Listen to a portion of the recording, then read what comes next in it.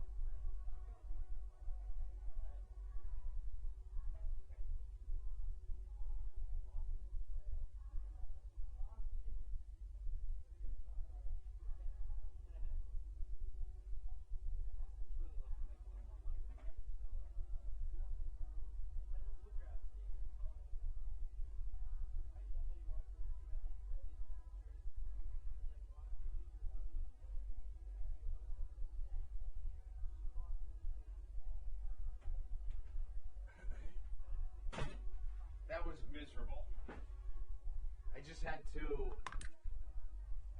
to,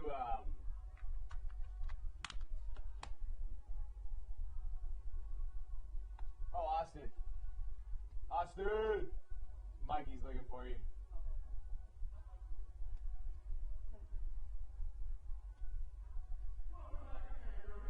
Huh? 6:11. Yeah, no, I had to just, I was just editing Daryl's song that he just texted me. Oh, There's no new clean song. version.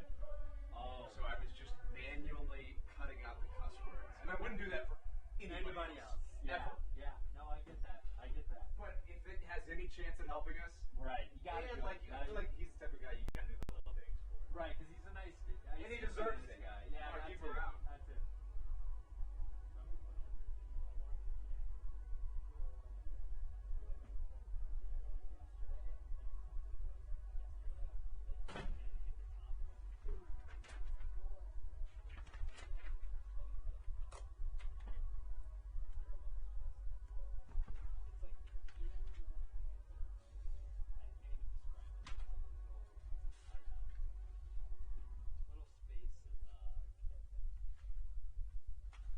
Those wasps or hornets or everything got sprayed yesterday, and they're all just right here. Oh, when did that happen?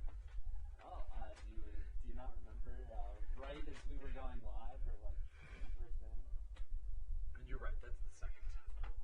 Oh yeah, at least the first time though, it was Over there, yeah. and it was like by the stairs, and it was more just funny to look at, but it was like, okay, Yeah, she's doing whatever. her job, like whatever. But that at that point, I was like, you're like right next to the camera, like spraying up there, and it's Very easily could like get it in somebody's eyes. and might end up on the broadcast. That too. That stuff, I mean, I don't know what she used yesterday, but the one she used over there was just like leaking from the top for half the game. Lovely. That's what you want. Well, probably gets better here. It is. And the eyes. And the eyes.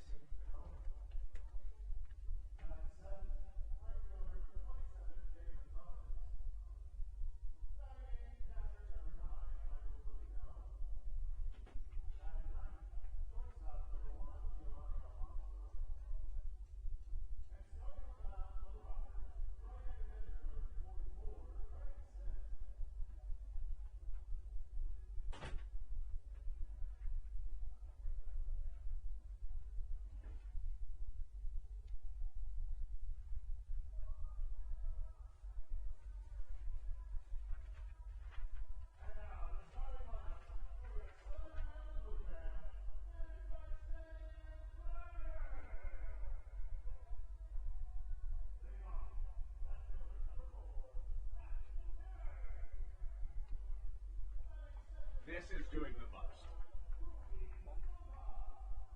What are you looking for? That's doing the most. Hashtag pitcher who rate. Pitchers who rate. It's pitchers' batting stats. Yeah.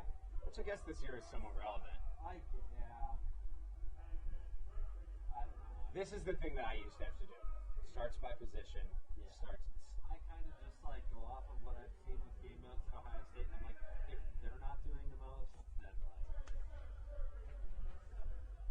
I try to. What I focus on more than anything is the things that you can't find on Baseball Reference, Right. like the biography stuff and like the. Pretty sure at like a place like Ohio State too, since you have like sports information.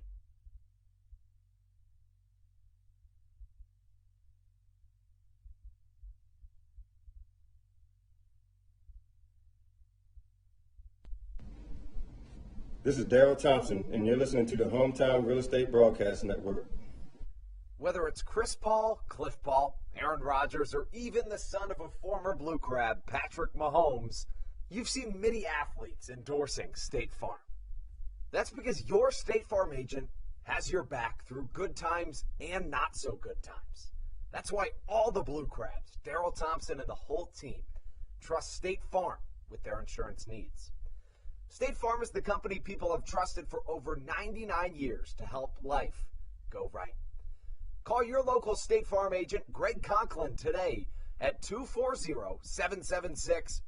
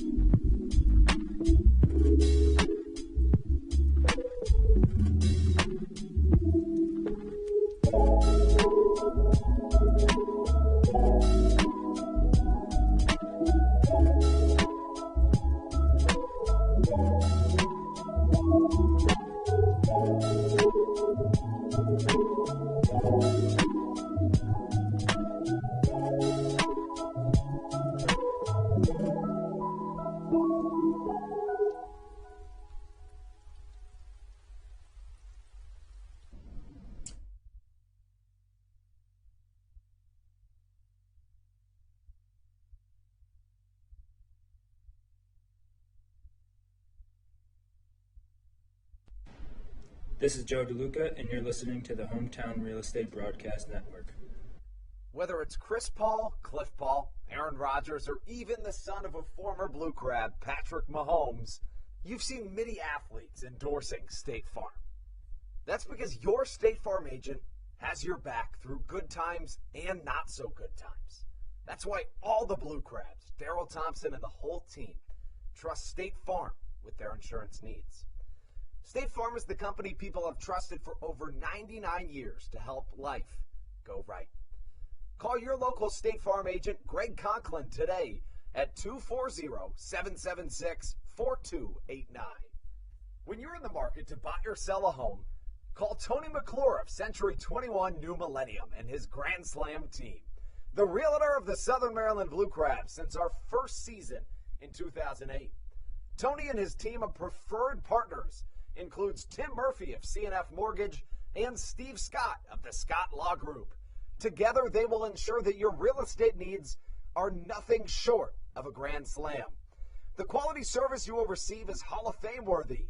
Put Tony's 41-plus years of experience to work for you. Call or text Tony today at 301-928-1280 for your personal Grand Slam experience. Go Blue Crabs.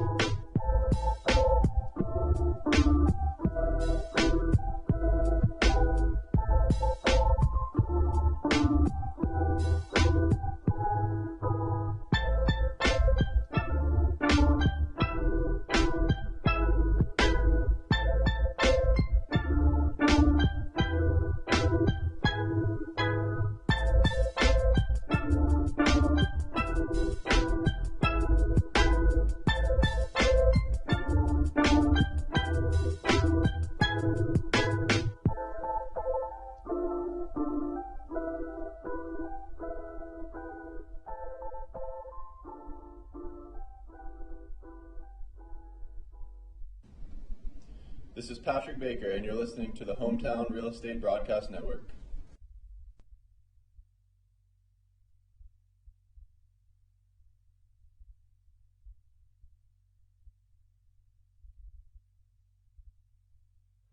Good evening, and welcome inside Regency Furniture Stadium. Andrew Banster alongside Matthew Hargrove and Brendan Casera as we take you into tonight's contest. Your Southern Maryland Blue Crabs playing host to the visiting High Point Rockers. It'll be the fifth time in the last 5 games that these two teams meet in this series to this point. Southern Maryland has won 2 of 5, including a massive win last night, Matthew. I mean, you really can't understate just how important that win was last night for the Southern Maryland Blue Crabs. It was, and it all started with the starting pitcher for the Southern Maryland Blue Crabs and Kyle Murphy. Just his 3rd professional start at any level, 6 innings, only allowed 2 runs, a quality start, 6 strikeouts. And this is coming off an outing where he had 9 punch-outs, so 15 in his last 2 starts. He was able to set the tone, and in the offense, I said on the broadcast yesterday that in the month, a little bit more than a month or so of me watching Blue Crab baseball, that last night's game has been the most complete game that I have seen, especially here at Regency Furniture Stadium. With Kyle Murphy being so dominant, you got the offense being electric, 2 runs in the first, and then the Little League home run from Ruby Silva in the second. You're already up 5-0. And the offense, if they get up 5-0 tonight with Daryl Thompson on the bump, you can almost assure a series win. To that point, you mentioned Daryl Thompson. He takes the ball tonight in a potentially historic start for Daryl Thompson. And it feels like over the last 2 years, about 1 in every 5 starts of his has had the potential of making history. But here this evening, he has the chance to take the Atlantic League Triple Crown in any player's career in the Atlantic League. Of course, Thompson in the last 2 years has held the Triple Crown in the league, but he is already the Atlantic League strikeout king with 844 and counting over 9 seasons. And tonight Thompson has the chance at finding himself with 75 career wins, back-to-back 15-win seasons, and becoming the all-time wins leader in Atlantic League history.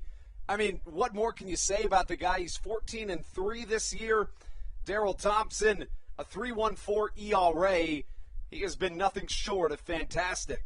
Well, first of all, what he's done for this Waldorf community, he's just a class act, and he's a guy that you want as your franchise player in the Atlantic League. And there's going to be some haters out there that would argue, well, the only reason that Daryl Thompson is going for his 75th win is because he's been able to stay in the Atlantic League and with the Southern Maryland Blue Crabs a lot longer than really any other pitcher in the Atlantic League has been in the past. You just don't see guys playing almost 10 years for an individual team or really any team in the Atlantic League or in indie ball, but that is the argument for Daryl Thompson, that he's able to sustain so much success that in his 9th season, we can maybe appreciate him going the distance. I hope that we get a classic Daryl Thompson start where he's able to go, 7 or 8 shutout innings. I'd love him to close the door in the 9th and Stan Kleinburn able to save that bullpen for the rest of the way in the final week of the season. But you're right, not enough great things to say about a great ace for the Blue Crabs and Daryl Thompson. And what a way to get your 75th in such a very important start, maybe the most important start of his career. It's true. You look at a guy in Thompson that, he's been a part of both of the Blue Crabs, or one of the 2 Blue Crabs Atlantic League Championship Series appearances, and it's his first playoff push, as is the Blue Crabs' first playoff push dating back to 2017.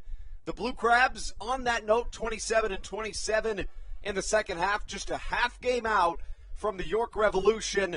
We could crunch all the numbers for the people. We don't really need to. What they need to know is that the goal is to win every game, and you're going to put yourself in a really good position if you're Southern Maryland. You are. You got to keep the momentum going. Again, the way that they started last night's ball game was perfect, and that's why my key to the game, I know it's simple, but just do the same thing as you did last night. Like I said, keep that momentum going, and they have to because they're facing a guy who's pretty familiar with Regency Furniture Stadium and has pitched really well as a former Southern Maryland Blue Crab. And Craig Stem, his numbers on the year for the High Point Rockers, 5-10 with a 6.62 ERA. 12 innings pitched in 2 starts this summer against the Blue Crabs. He's allowed 13 hits. He's given up 8 runs, 7 of them earned. He's got the strikeout pitch going, sinker, four-seam fastball, and slider. He uses that slider, that off-speed pitch a lot. Thompson, there's a good chance that, especially with him going for that record tonight, that you're going to get his best. But Craig Stem with the Rockers in a playoff push, we might see a really nice pitching matchup this evening. These two know each other quite well. Stan Clyburn really knows Craig Stem well, has played under Stan in parts of 5 seasons. Stem started in 2019 with the Blue Crabs, had an ERA under 3 through 12 starts and had his contract purchased by the Mexican Baseball League, and now he returns to Regency Furniture Stadium. He was the number 2 in the Blue Crabs pitching order. Daryl Thompson was the number 1. The former 1 and 2 go against each other tonight. Again, Thompson looking for his 75th career Atlantic League win, his 30th in his last 2 seasons.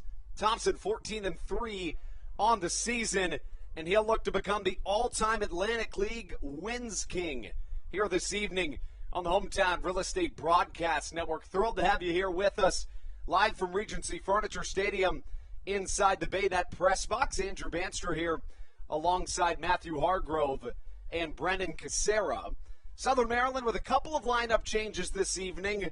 For the most part, things are the same, but David Harris, he gets the night off. Tucker Nathans will come in his spot. Ruby Silva moves to right field. Really the only difference from the average lineup that you're going to see of late on this Blue Crabs team. But with that being said, why don't we take a quick look at both lineups right now. Start off with the High Point Rockers again on the mound. Craig Stem, 5-10 on the season with a 6.62 ERA. The offense behind him reads as follows. The center fielder, Johnny Field, leads off. Batting second, another MLB veteran, the third baseman, Michael Martinez. Batting third, the second baseman, Michael Russell. In the cleanup spot, the first baseman, Jerry Downs. Batting fifth, Quincy Lattimore, the left fielder. Batting sixth, James McOwen, the designated hitter. Batting seventh, Jay Gonzalez, the right fielder. The catcher, Michael Galino, bats eighth. And rounding out the Rockers lineup this evening, the shortstop, Giovanni Alfonso. On the mound for the Blue Crabs, once again, it's Daryl Thompson that takes the hill this evening, looking to make history yet again. The offense behind him reads as follows. Leading off, it'll be Matt Hibbert in left field. Batting second will be Ruby Silva, the right fielder this evening. Zach Collier bats third. The speedy, incredible all-around player plays center field for your Blue Crabs. Jovan Rosa bats fourth. Rosa, the designated hitter this evening. Batting fifth, Alex Crosby. Crosby, left-handed hitting first baseman, looking to provide a spark in the middle of that lineup. Batting sixth for Southern Maryland, Tucker Nathans again. Not an everyday starter, but a guy with a really good amount of pop in his bat, and he plays second base. Batting seventh, it's Josh McAdams. Had an RBI single last night. He is tonight's third baseman for your Southern Maryland Blue Crabs. The defensive backstop, Joe DeLuca, bats eighth. DeLuca has been hot of late. One of 2 Blue Crabs currently riding a 10-game hit streak. 2 of 5 Blue Crabs to have a double-digit hit streak in this 2021 season. And batting ninth, rounding out the lineup, will be Michael Baca, Southern Maryland's everyday shortstop. And he wears number 3 on the back of his jersey. Pitching matchup tonight is going to be electric. Thrilled to see that here on the Hometown Real Estate Broadcast Network. Andrew Bandstra, joined by Matthew Hargrove and Brennan Casera. Flip things over to the national anthem. After a couple of more points here on the Hometown Real Estate Broadcast Network. Matthew, we talk about the pitching matchup tonight, but just how important is it for either offense to find success, especially in the early going? I'm actually going to shift the conversation to the defensive side.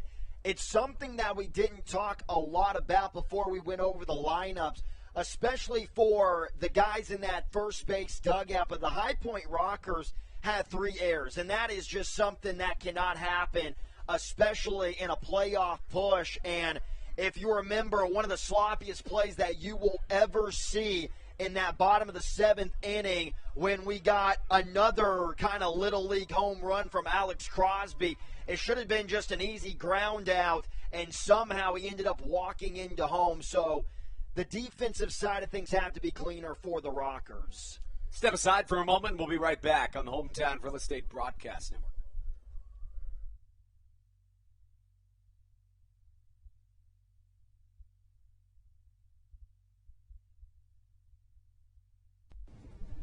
This is Andrew Luceno, and you are listening to the Hometown Real Estate Broadcast Network. American Radiology is the clear choice for all of your medical imaging needs. With locations in Charles and Calvert counties, they offer a full range of imaging services. Some of their latest innovations included 3D mammography and wide-open MRIs for our claustrophobic patients. For your convenience, they even offer extended weekday hours and Saturdays. For more information or to schedule an appointment, visit their website at AmericanRadiology.com. 2020 was a year unlike any other for everybody. Quickly, the Southern Maryland Blue Crabs came to the realization that baseball must take a backseat to humanity. Immediately, the Blue Crabs staff and all of Crustacean Nation teamed together to provide COVID-19 tests and eventually vaccinations. Southern Maryland's hometown team also hosted food drives, blood drives, backpack drives, toy drives, and so much more, all to help their community. The Blue Crabs couldn't be more thankful to the healthcare heroes that have gotten us to this point and helped our community so much throughout the COVID-19 pandemic. That's why this season is dedicated to our healthcare heroes. Each Saturday night, we will have a healthcare hero, a local healthcare professional, throw out the first pitch of the game and be honored.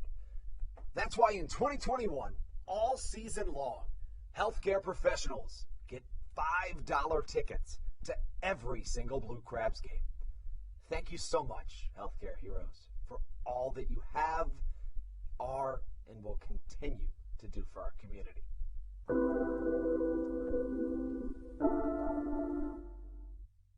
This is Coach Doug's, and you're listening to the Hometown Real Estate Broadcast Network. Welcome back inside the Hometown Real Estate Broadcast Network. Andrew Banstra alongside Matthew Hargrove and Brennan Casera right here at Regency Furniture Stadium as your Blue Crabs take on the High Point Rockers here on a Wednesday night.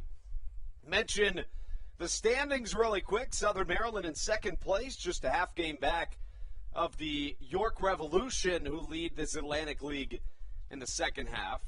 At the same time, Southern Maryland just a half game ahead of the Long Island Ducks, who are in third place.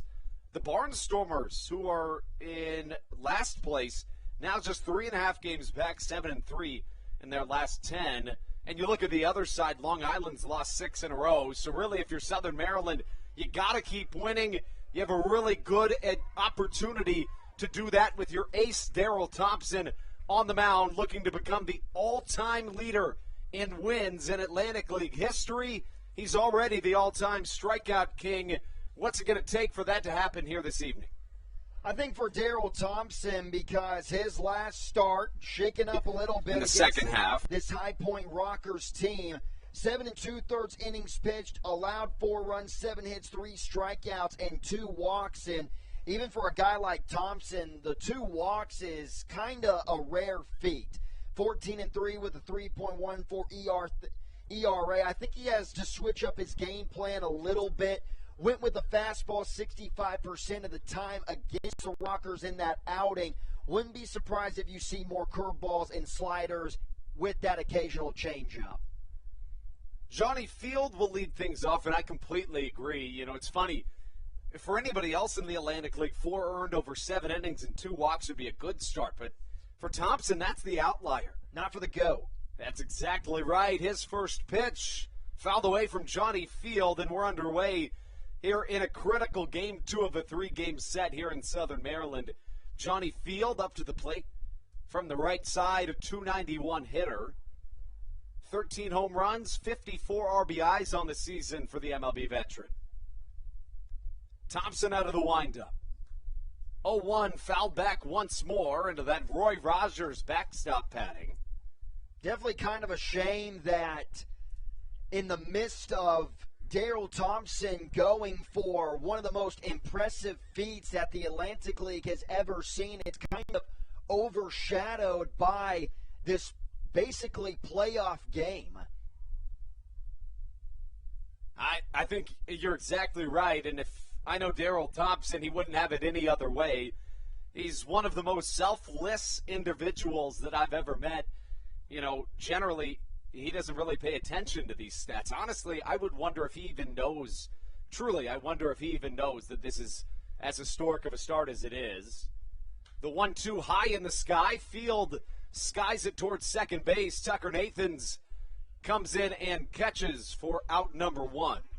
That is Daryl Thompson's game right there. Not a lot of strikeouts, but a great amount of ground balls and high pop-outs on the infield. Guys come up facing Daryl Thompson. They see that slower moving four-seam fastball and try to drive it about 500 feet. And if you're not looking to go the opposite direction, it's going to be a very easy outing for Thompson. Line drive to the right side, base hit for Michael Martinez. Martinez struggled in last night's game. The former Cleveland Indian in last night's contest went 0 for 5, but he starts things off with a single here against Daryl Thompson. Mentioned that he's a former Indian. Michael Martinez actually recorded the last out in the 2016 World Series, in which the Cubs broke their never-ending curse back in that season. An incredible series. First pitch just a touch outside to Michael Russell, 1-0 the count. You know, I wonder if, as a fan joke, any Chicago Cubs fans sent him some gifts or something. Maybe, honestly. Changeup, disgusting, swung on and missed downstairs, and you could just tell that Michael Russell wasn't expecting that. This is a guy in Michael Russell that hits .371 on the season. Leads the Atlantic League in that batting average category. That's exactly right. Russell, a guy who did miss some time this season, but when he's been healthy, he's been pretty much unstoppable. Also has 21 stolen bases on the season, leading tonight's starting lineup for the Rockers. 2 balls and a strike the count. Fastball just a touch off the plate. It is called a strike, and the count 2-2. A costly error in the bottom of the 7th. Not a strong throw to the first baseman. Downs got behind him. Nobody covering third. Crosby makes his way over there, and then the catcher on the backup. Nobody was covering home. 2-2 foul to our right side. A lot of late swings to this point, really just trying to time up Thompson, who's mixing speeds well. You just never know what you're going to get. Thompson's not a guy who is just going to throw a lot of get-me-over fastballs, or when he's up 0-2, he's not always going to give you the stereotypical off-speed pitch. The 2-2 from Thompson. Bouncer outside, and the count runs full, 3 balls and 2 strikes. You're also not going to get a lot of hard contact. I know Michael Martinez had the line drive in right field a couple of minutes ago, but it wasn't like it was roped on a line. Still can't get over one of his recent outings here at the Reg. That first inning gave up 4 runs, was perfect afterwards. Runner goes on the pitch, 3-2 hit hard to the left side. Josh McAdams pump fakes to second, fires across the infield to first, taking the really only out he had the opportunity at, and it's out number 2. Huge play right there by Josh McAdams, a really underrated play. Ball was hit pretty hard, backhanded, and Josh McAdams looking towards Martinez over there at second, knowing that he's the only guy on the left side and showing off the cannon. McAdams, we've already talked about it on previous broadcasts, does a really nice job wherever Stan Clyburn puts him on the field. That brings up Jerry Downs, who didn't make an error, but was a part of one of those inside-the-park home runs, or Little League home runs, I should say, last night that the Rockers allowed as Thompson's first pitch, a curveball in there for a strike. Downs went 0 for 4 with a strikeout. Of course, before the Rockers came here to Southern Maryland, the Blue Crabs were in High Point. 5th game of a 6-game consecutive matchup. Downs 2 for 17 over the course of that stretch. High fly to the left side, caught in the air by Michael Baca for out number 3. Thompson gets things going early, and when we come back, it'll be a Blue Crabs lineup that had one of their most complete performances against the starting pitcher last night. The Blue Crabs won 8-2 last night after leaving the Rockers blank after 1. See what they can do tonight when we come back on the Hometown Real Estate Broadcast Network.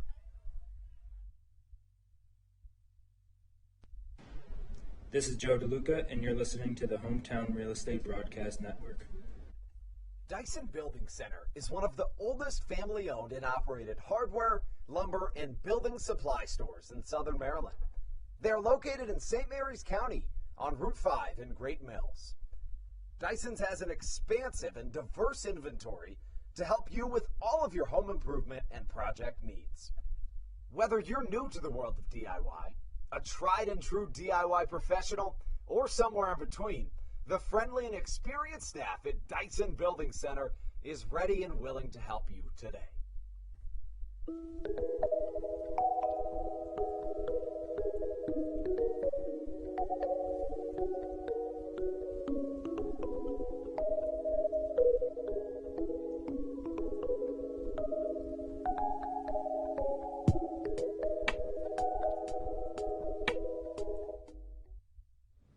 This is Blake Vivens, and you're listening to the Hometown Real Estate Broadcast Network. For a long time, if you were a Blue Crabs fan, the night after Daryl Thompson pitched, it would be Craig Stem on the mound for Southern Maryland. This evening, a different story. Thompson taking off against Craig Stem, who's on the mound for the Rockers. The right-hander wears number 44 on the back of his royal blue jersey. Finds himself at 5-10 on the season, a 6.62 ERA. Stem, 4 years as a Blue Crab.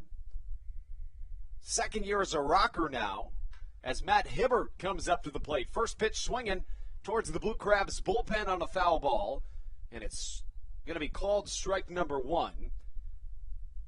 As for Matt Hibbert, last night he went 2 for 4 with a run scored. Also struck out once. Stem working out of the stretch. The right-hander, chopper to the left side, in the hole. That's going to be a tough play. No chance for Giovanni Alfonso.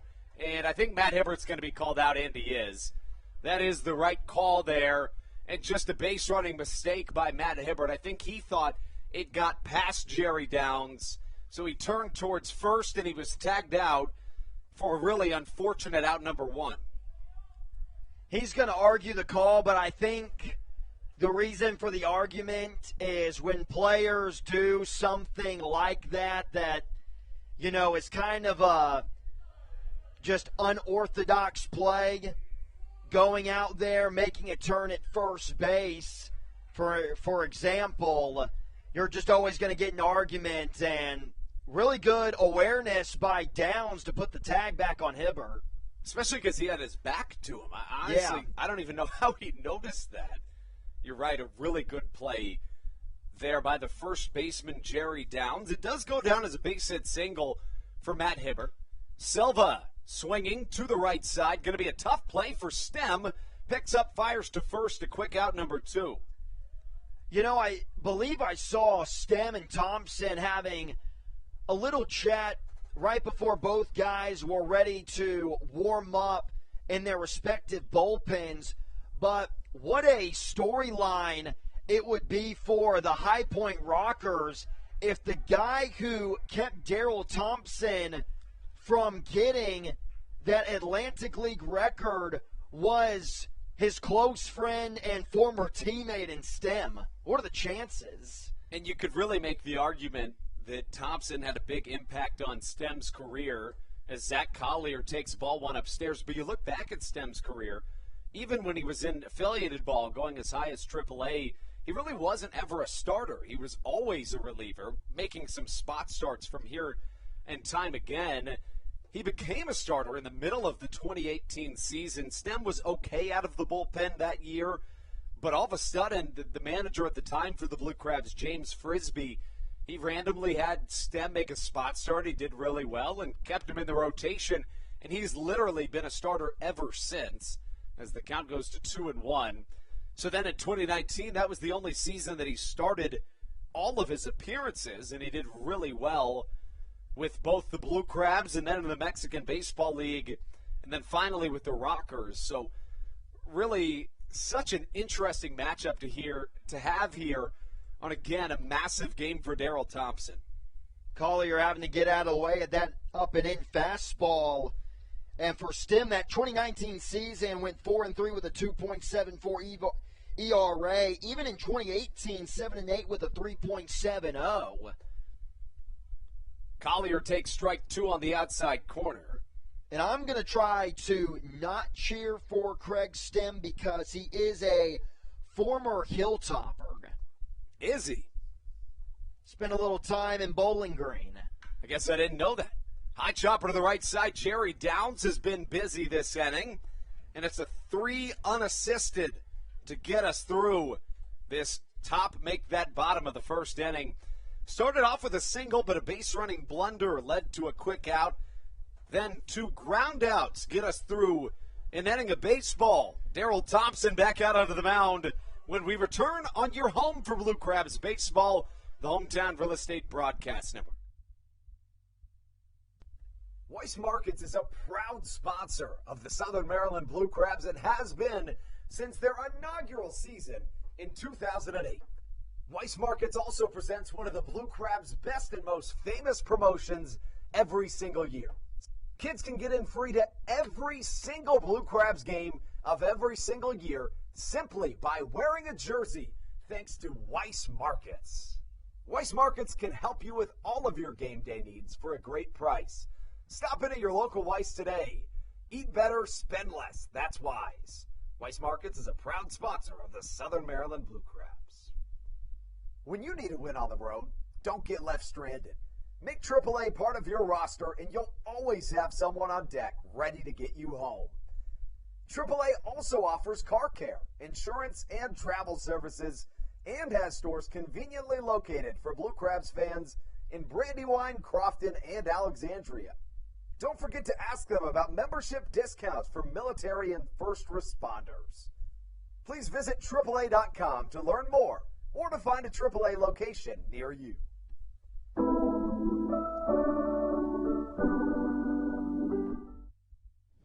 This is Matt Latos, and you're listening to the Hometown Real Estate Broadcast Network. Just like good old times, Daryl Thompson and Craig Stem tossing scoreless firsts. Southern Maryland scored in each of the first 5 innings in last night's contest, compiling an 8-2 lead that they never quite let go. Thompson back out onto the mound. His first inning of work included a single, but nothing else. Quincy Lattimore comes to the plate.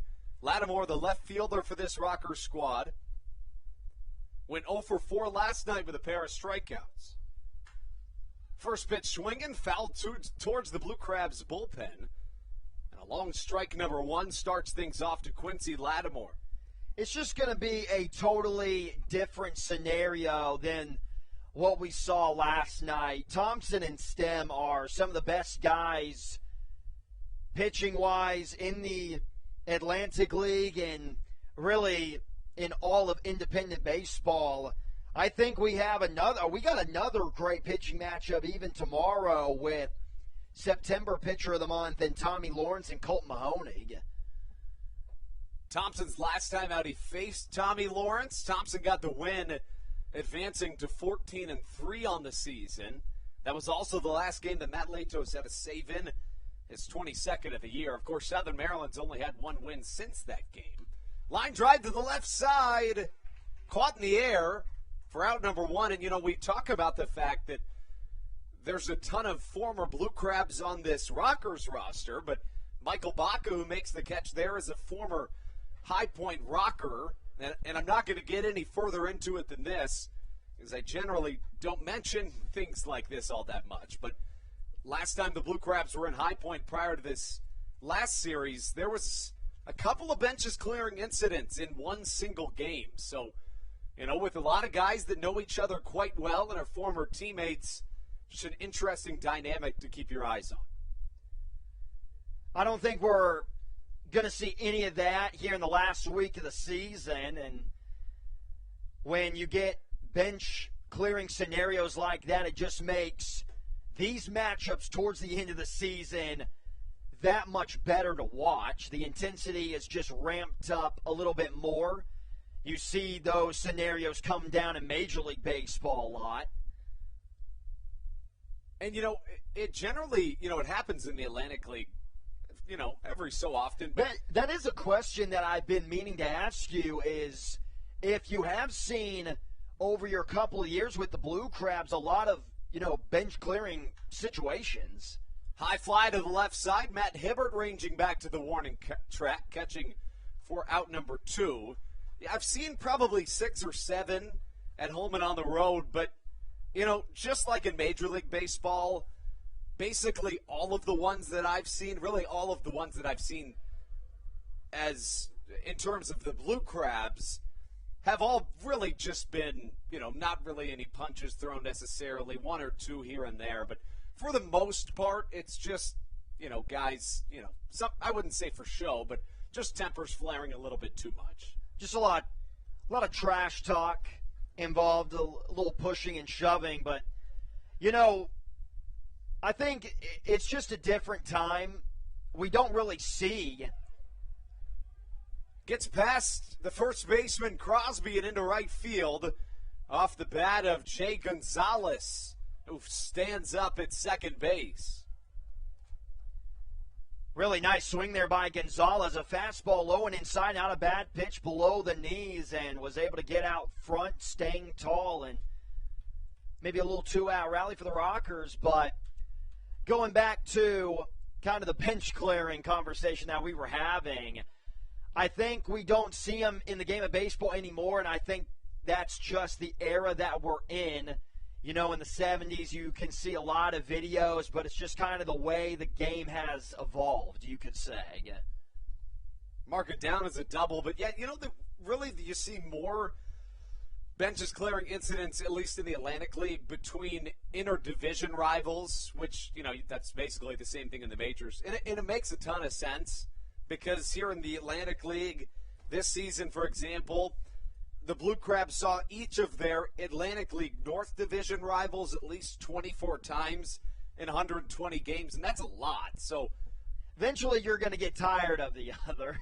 And in 2019, the Blue Crabs and the Revolution had a little bit of some bad blood going back and forth. But again, for the most part, it's really just been innocent in terms of violence.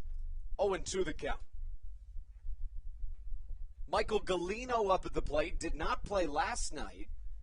In fact, this is his first at bat in the last week. Tough guy to be facing when you haven't had a plate appearance in a week or so. Wears number 9 on the back of his jersey, and I completely agree.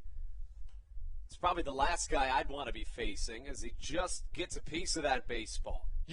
I definitely would say that Daryl Thompson knows that he's going for a 75th win. I don't see how Stan Clyburn couldn't let Daryl Thompson know that information. See, I don't think Stan would tell him. I think maybe... Really? I mean, you know him a lot better than I do. Yeah, I don't think Stan would tell him necessarily. I'm sure he would tell him afterwards. But Daryl's not the type of guy that would want to know that. No, it's not like. I don't think. No, it's not like Daryl Thompson is going, Googling the record and trying to beat it or see if he can beat it. Yeah, my guess is that if he knows, Stan won't tell him till afterwards. But, who knows what we can ask him after. Either way, for Thompson, I don't think that he cares as much about that as winning this game, which says a lot about him to count 1 and 2.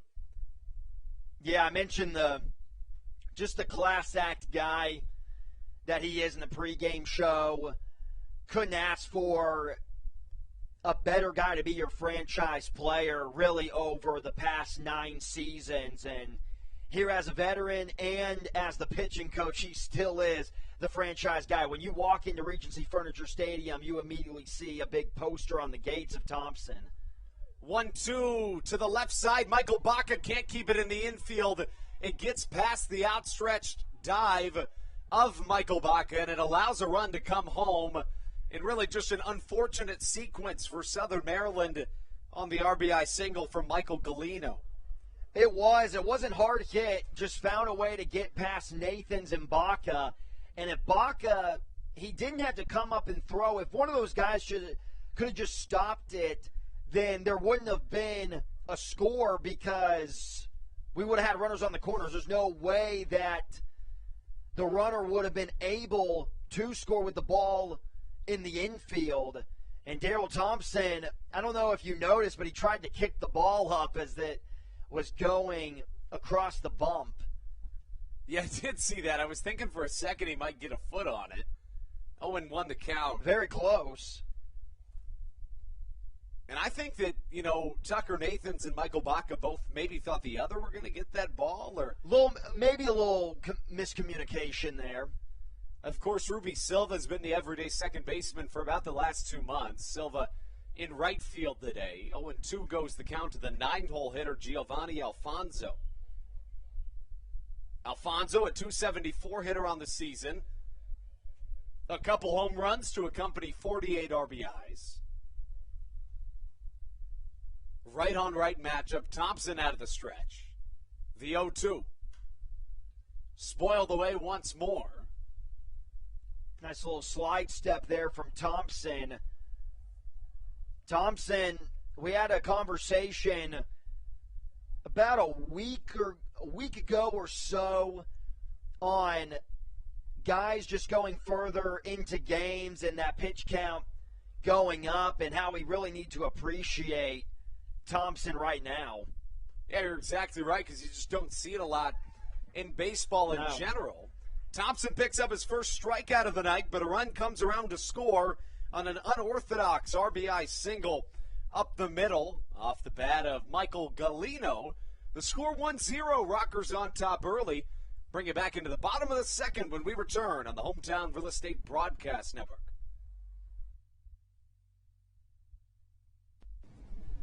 This is Andrew Riceno, and you are listening to the Hometown Real Estate Broadcast Network. So, what do you like about your home?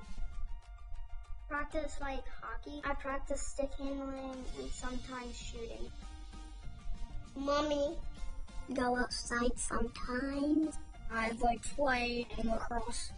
Bang the switch. I like the scribble. Daddy. I like to build Legos at home. I have the biggest closet. Riding my dirt bike. We help you home. At Hometown Real Estate, we want to help you and your family home. Whatever that takes and whatever that means to you. Give us a call at 888-225-2736 or online at helpyouhomebluecrabs.com. All Pawn is Southern Maryland's premier pawn shop and is the official pawn shop of the Southern Maryland Blue Crabs. Stop by and say hello today. They've been a part of the Southern Maryland community for 18 years. If you need some cash to hold you over, or if you're just doing some spring cleaning and want to clear some stuff out, please bring it by All Pawn and let them make you an offer. If you have broken jewelry or some that you just don't want anymore, please bring it by, and they'll pay you more than anyone in the Tri-County area. This is Brandon Barker, and you're listening to the Hometown Real Estate Broadcast Network.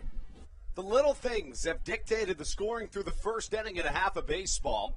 Southern Maryland singled to start things off at the bottom of the first, but a base-running blunder stopped any further progress. The Rockers got a squeaker through the middle of the infield that allowed a run to score in their half of the second, and now Jovan Rosa up to the plate. First pitch to Rosa, high and tight, and it misses for ball number one. This is a guy in Rosa that has got to get going.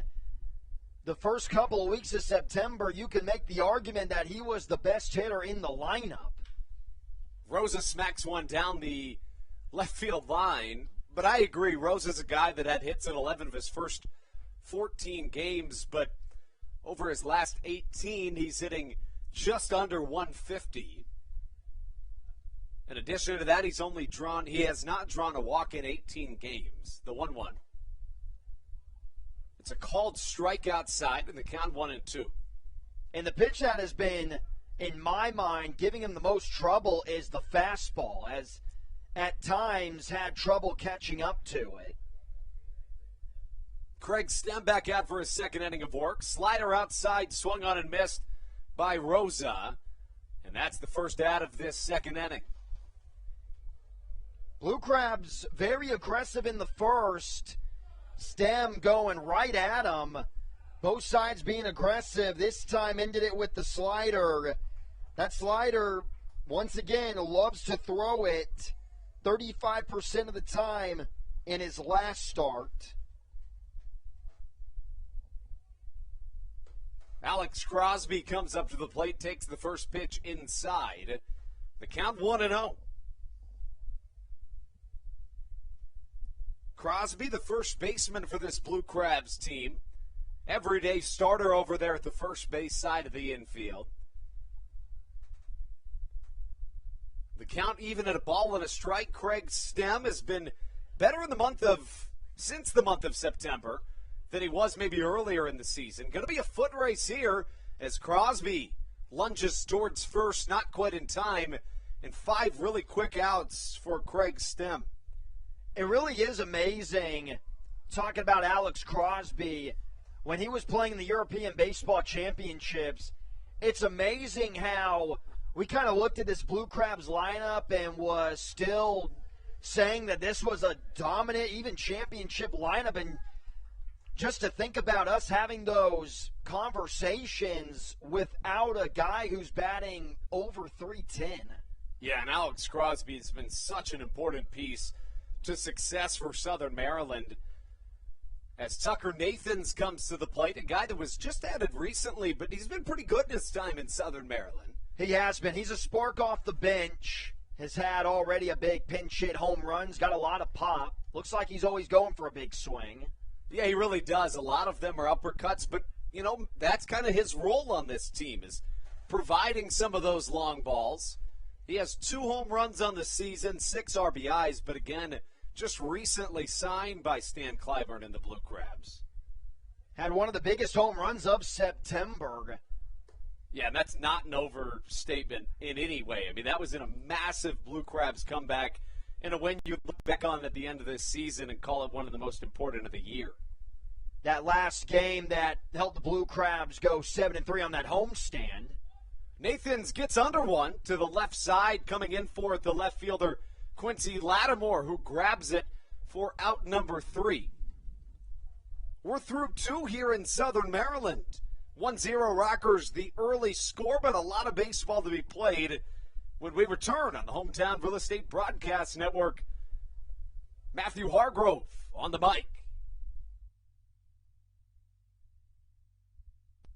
Weiss Markets is a proud sponsor of the Southern Maryland Blue Crabs and has been since their inaugural season in 2008. Weiss Markets also presents one of the Blue Crabs' best and most famous promotions every single year. Kids can get in free to every single Blue Crabs game of every single year simply by wearing a jersey thanks to Weiss Markets. Weiss Markets can help you with all of your game day needs for a great price. Stop in at your local Weiss today. Eat better, spend less. That's wise. Weis Markets is a proud sponsor of the Southern Maryland Blue Crabs. When you need a win on the road, don't get left stranded. Make AAA part of your roster, and you'll always have someone on deck ready to get you home.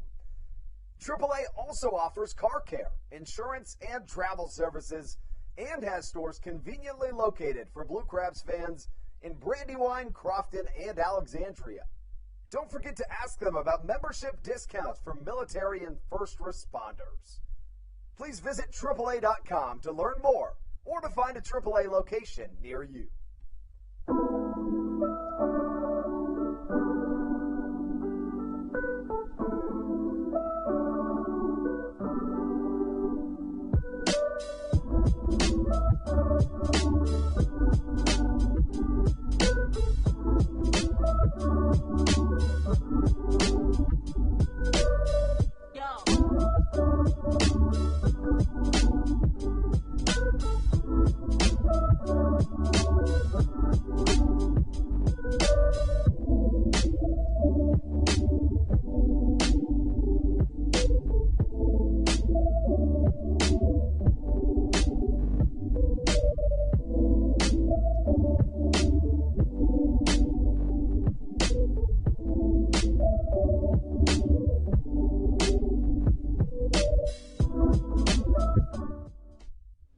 This is Matt Latos, and you're listening to the Hometown Real Estate Broadcast Network.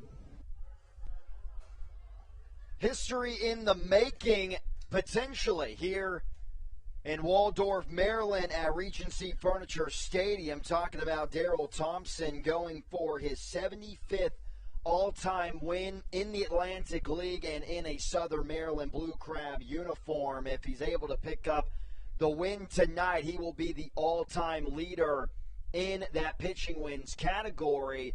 Already down 1-0, though. An RBI single in the top of the second has the Rockers with that 1-0 lead. And now facing the second time through the lineup with the leadoff man in the center fielder field. Entering the righty box, he's quickly down 0-2. Matthew Hargrove here alongside Andrew Banstra. Has been a really dominant pitching matchup so far. Craig Stem has been out pitching right now the great Daryl Thompson.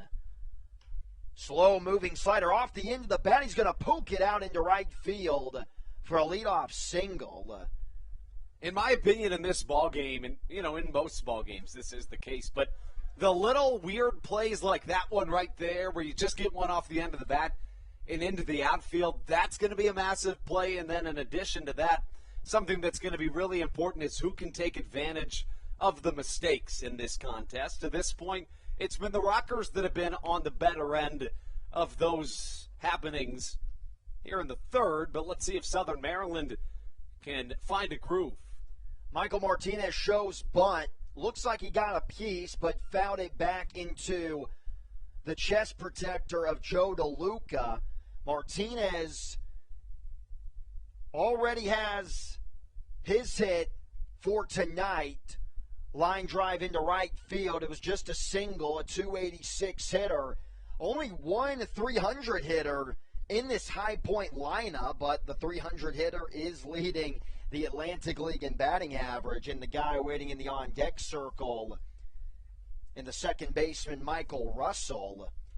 But even, you talk about those soft hits so far that High Point has had for most of their hits, really 3 out of the 4 if you think about it. As Thompson with a long stare down, a little bit of a slide step, and this is a high, towering pop-up. In on the infield, Josh McAdams is going to camp under it. There's out number 1. But the RBI single from Michael Galino in that second inning, I thought that Nathan Zambaka was going to make a play on it. It just kept a really slow developing play. Yeah, it was, and we mentioned that, Nathan's making that spot start at second base, maybe some miscommunication, and that could be one of those little plays you look back on later in this game, depending on how this one goes. Little slide piece, just misses low below the zone. Russell also 0 for 1 with that 370 scary-looking batting average.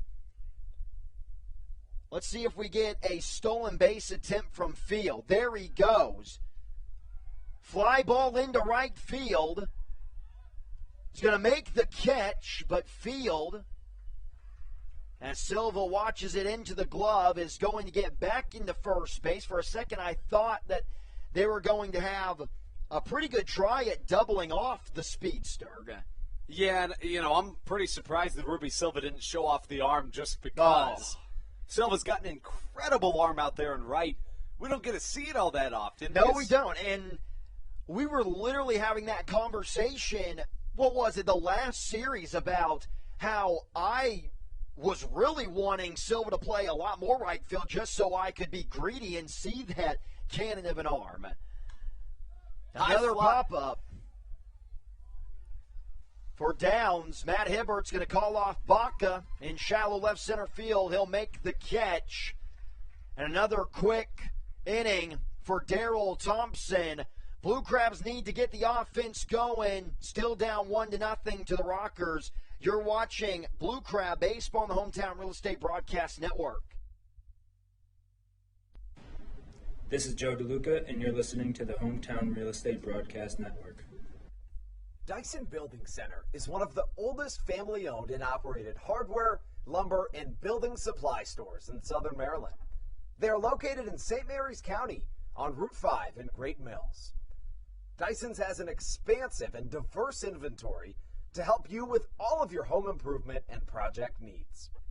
Whether you're new to the world of DIY, a tried and true DIY professional, or somewhere in between, the friendly and experienced staff at Dyson Building Center is ready and willing to help you today.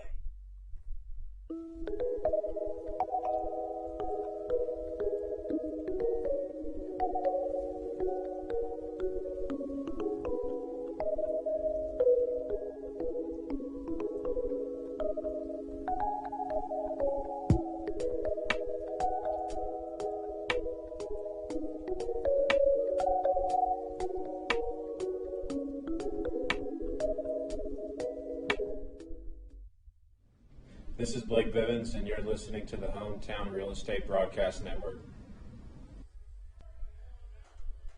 Josh McAdams is going to lead off for the Blue Crabs to begin the bottom of the third. Already under the beautiful night sky of Waldorf, Maryland. Matthew Hargrove here alongside with Andrew Banstra. We will be here all week. Hopefully you'll be watching in as the Blue Crabs finish off their 2021 season.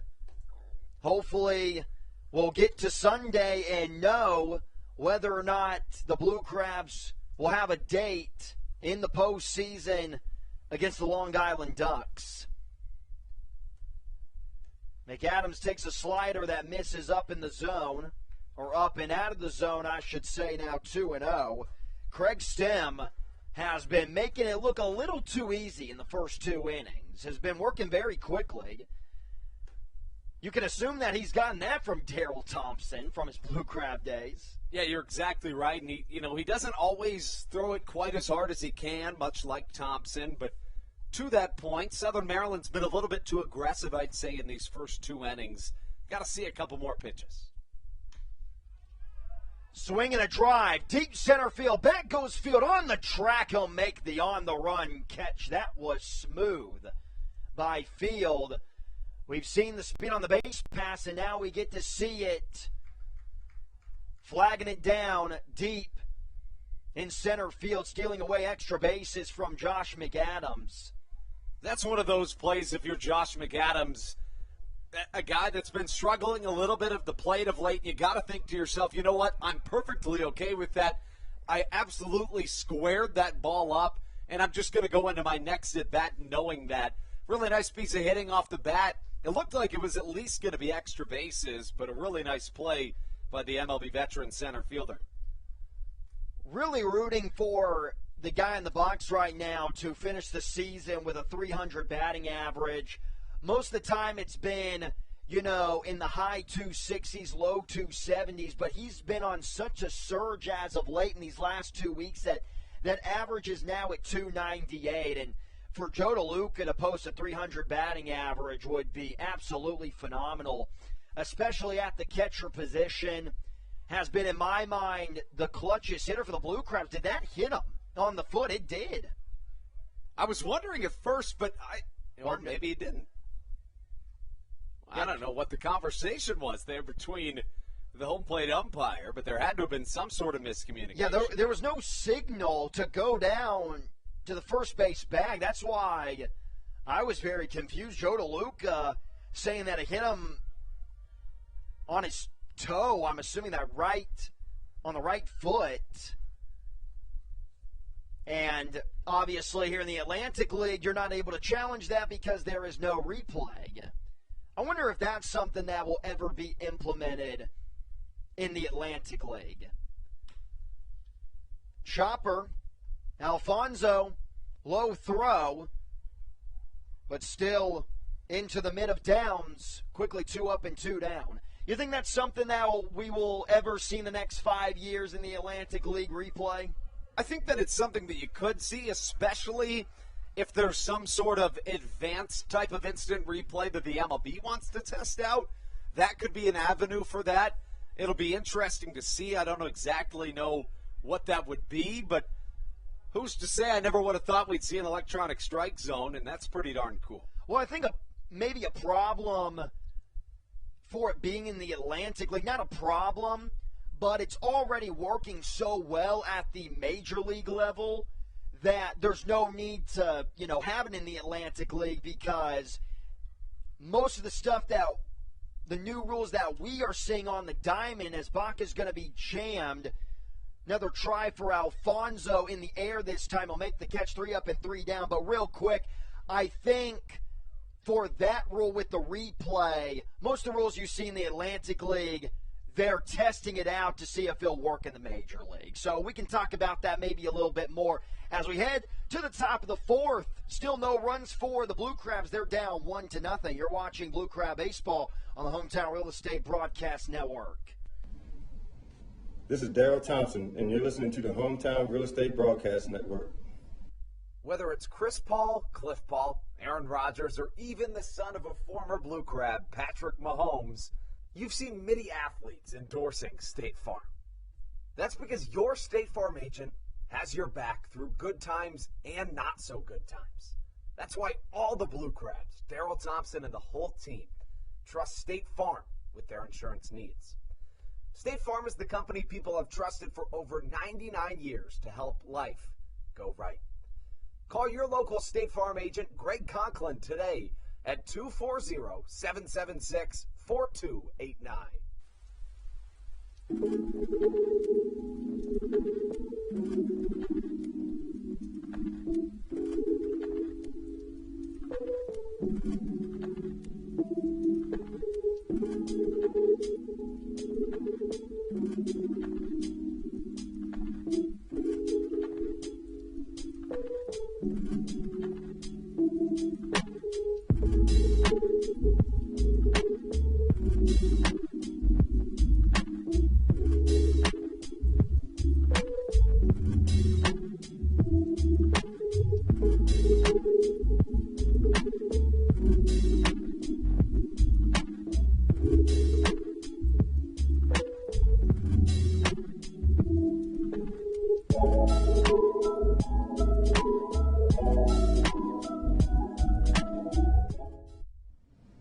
This is Kent Blackstone, and you're listening to the Hometown Real Estate Broadcast Network.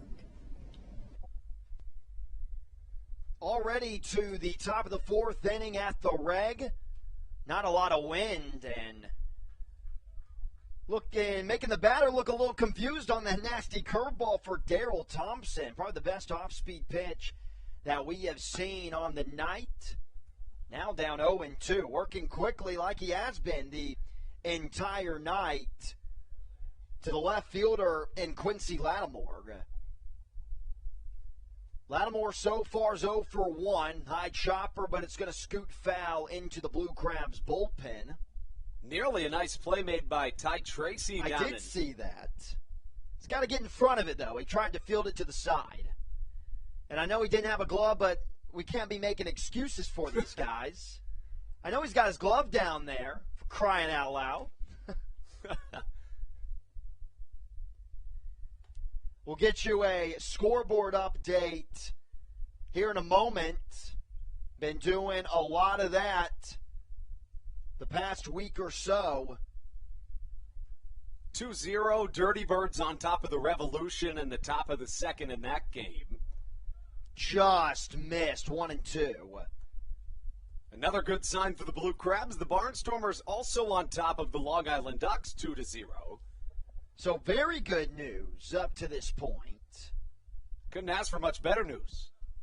Another one that just barely missed, and I think with that an electronic strike zone, you're getting that second pitch, especially after the close ball one. Would like to see another off-speed pitch here from Thompson. We get it. A nasty slider off the plate, but Lattimore went chasing. A strikeout to begin the fourth for Daryl. Of course, we mentioned Thompson looking to become the all-time leader in wins in Atlantic League history. Here tonight, he has the chance to do it, currently tied with Tim Kaine at 74, but he's already the all-time strikeout king. With his 2 tonight, he's up to 846 in over 1,100 innings in his Atlantic League career. Way behind that fastball. Someone needs to Photoshop, some kind of throne with Daryl Thompson sitting in it. I feel like we could make that happen. We could, but if he gets it tonight, I have something even better than that I'm going to put up on the screen. A little bit of a teaser. Yep. 1 ball and 1 strike. Going down to a knee on that swing is McOwen. 0 for 1. So he's got 5, 6, and 7 due up in this inning. Thompson has been great. Blue Crab offense, and to your credit, Andrew, I definitely think you were right on your analysis, just being a little too over-aggressive with the swings in the first 3 innings. Another pop-up, a lot of pop-ups tonight. That's the Daryl Thompson way into the glove of Ruby Silva as he tracks it down for the second out. Yeah, and in many ways it feels like whoever gets to 3 or 4 runs first has an incredibly high chance at winning this ball game. And if you're Southern Maryland, your second time through the lineup, certainly some adjustments to be made. But if we know anything about this Blue Crabs team, it's that they're capable of just that. Yeah. That's now going to bring up Jay Gonzalez. And his first AB of the contest, a line drive down the right field line. He started that 2-out rally in the top of the second inning. Very much responsible for the 1-0 lead for High Point. Right after him, you saw the slow RBI single up the middle off the bat of the catcher and Michael Galino. Big swing, now 1 and 2. The Rockers have been pretty successful with getting guys on their roster this year up to the big leagues. They had their 4th guy make it up to the majors for 2021 this past weekend in Tyler Ladendorf. Curveball, just able to hang with it. Tyler Ladendorf, somebody that in 2019 started the season with the Rockers, then went up to AAA and came back to High Point. Started the 2021 season in High Point, then went to my Iowa Cubs, who I grew up watching, and now heads to Chicago. McAdams charging, off-balance throw, not in time. Just too much speed there from Gonzalez. Hustling out of the box, Jay Gonzalez gets the 2-out base runner. It's one of those hustle plays that could end up changing the ballgame. And Ladendorf, he was called up by the Cubs to play in this past weekend series to finish the season off with Chicago. He only got one AB. It was a pinch hit situation. He went 0 for 1, but still 4 rockers this season. That's got to make the manager, the entire coaching staff, and even management very proud of themselves. Definitely know that you're recruiting well.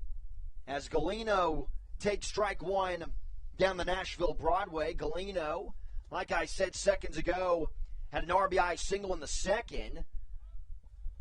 Popped up. Will it stay in play? Foul territory. Alec Crosby is going to make the catch near the first base dugout for the third and final out. Daryl Thompson able to work out of a mini jam, not allowing the Rockers to succeed off of this potential 2-out rally on the infield single by Gonzalez. Bottom of the fourth we go.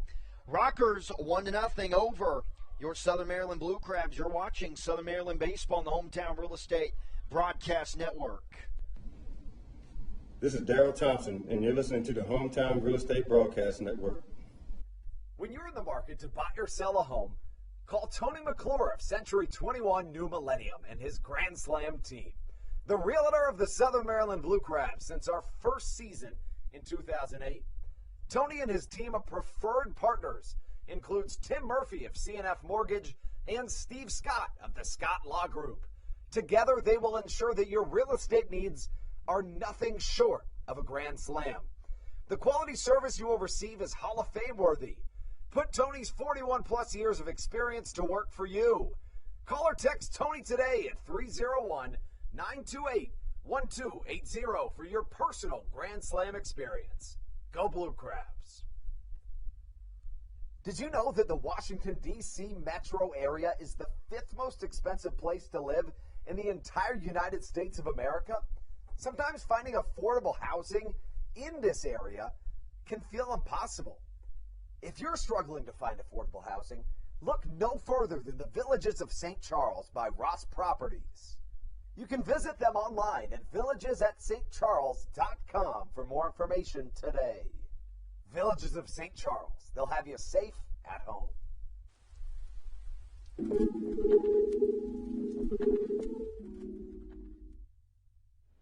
This is Joe DeLuca, and you're listening to the Hometown Real Estate Broadcast Network.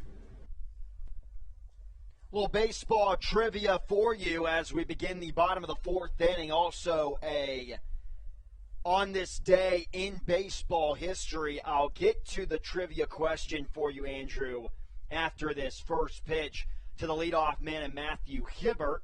So now the Blue Crabs, this is their second time around. They only picked up one hit. You have to imagine that they're going to be pretty successful a second time around with this lethal offense. Big challenge for Stem, and there we go.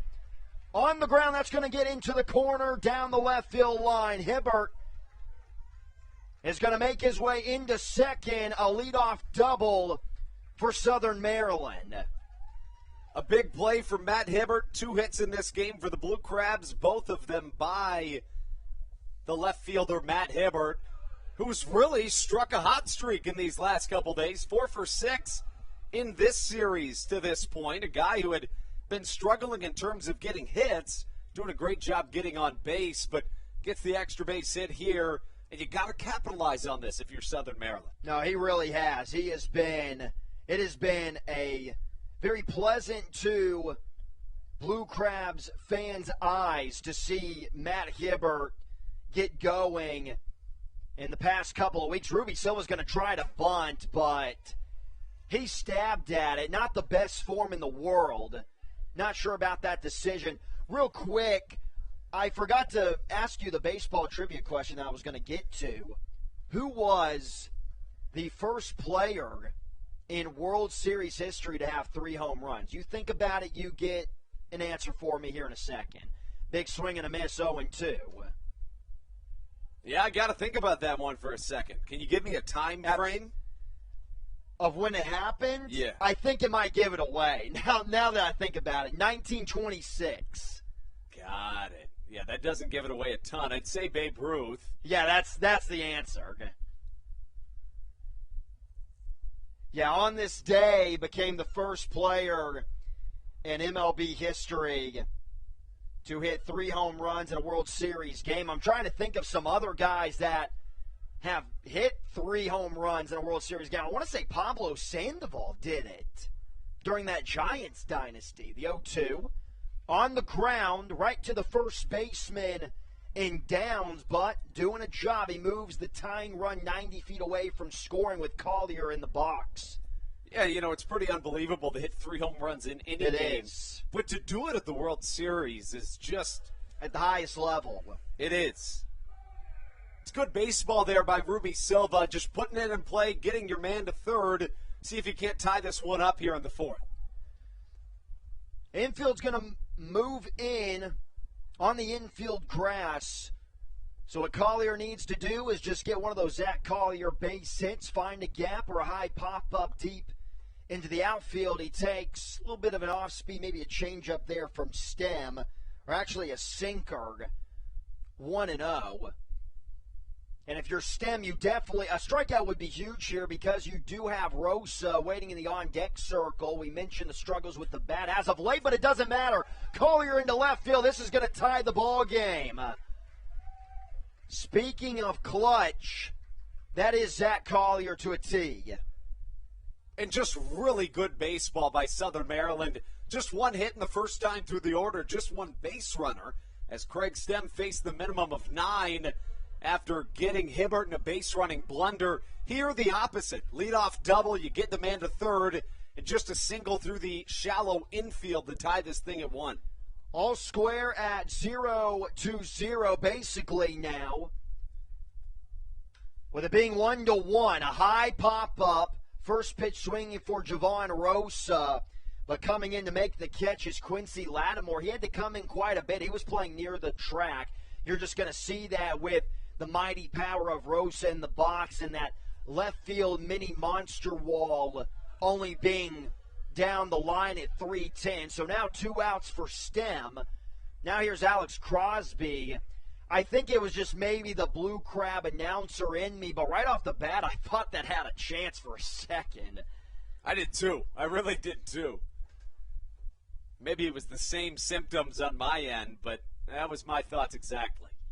Crosby up the middle, through into center field. Collier's on his horse. He's going to race for third. He'll be in there standing.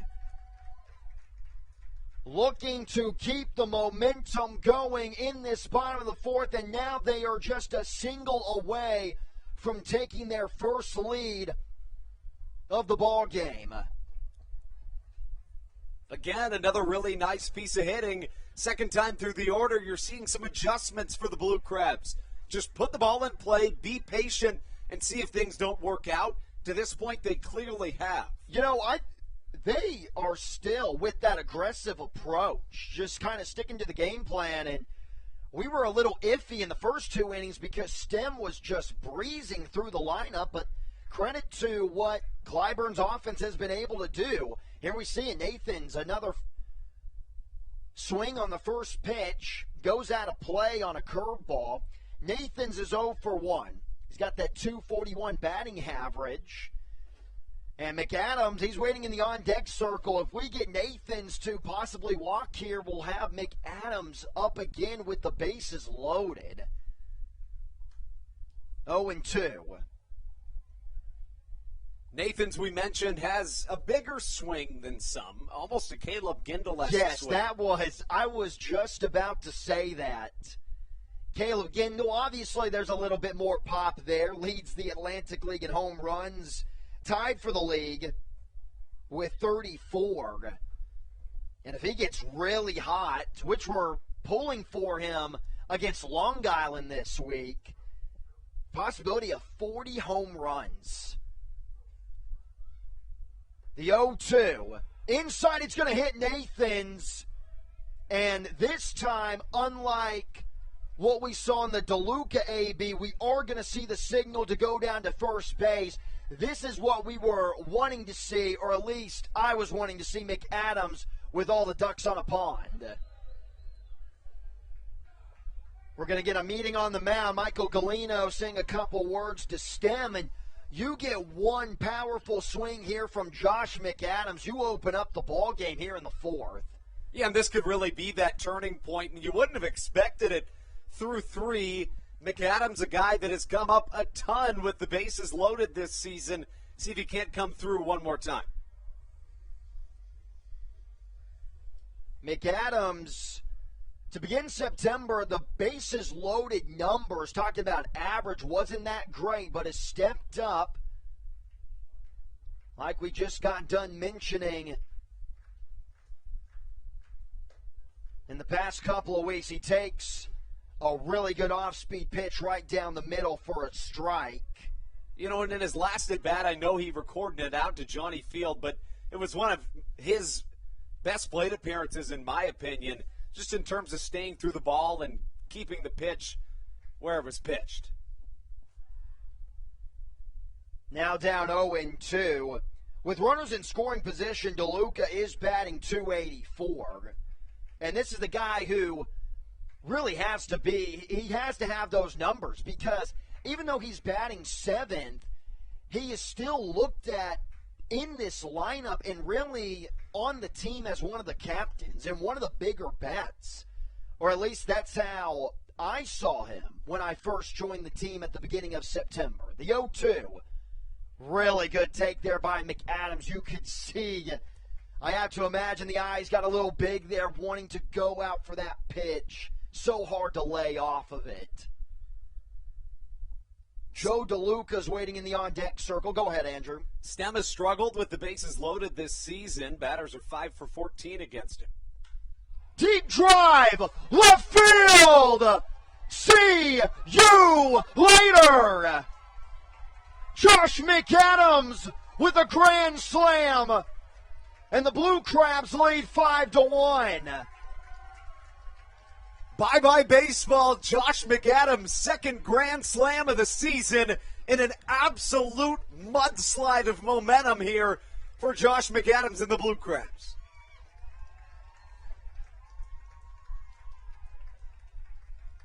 And just like that, this game has changed dramatically. As for McAdams, his 22nd home run of the season, now 87 RBIs for Josh McAdams. His first home run in some time, but it couldn't have come in a bigger spot. No, it couldn't have. And if you had any doubt about that one, I'm not quite sure what you were looking at, because that ball was just demolished. Joe DeLuca, the batter now.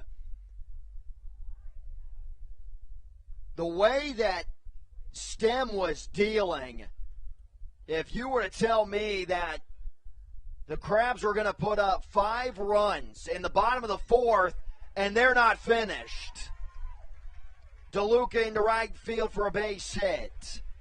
His first of the night. They just keep pouring it on. Going back to that McAdams AB, you talk about the composure.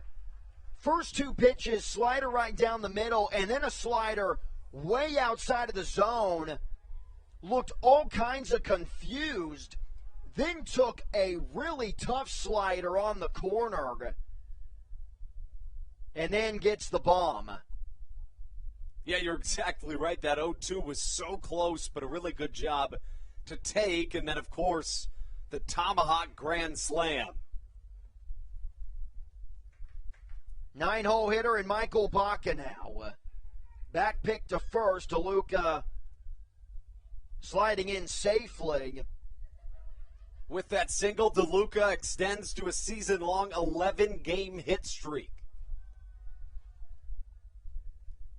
Matt Hibbert, the leadoff man, is waiting in the on-deck circle. He actually led off the inning, and it looks like he's going to get another opportunity. Ball into the right center field gap. DeLuca is going to move into third.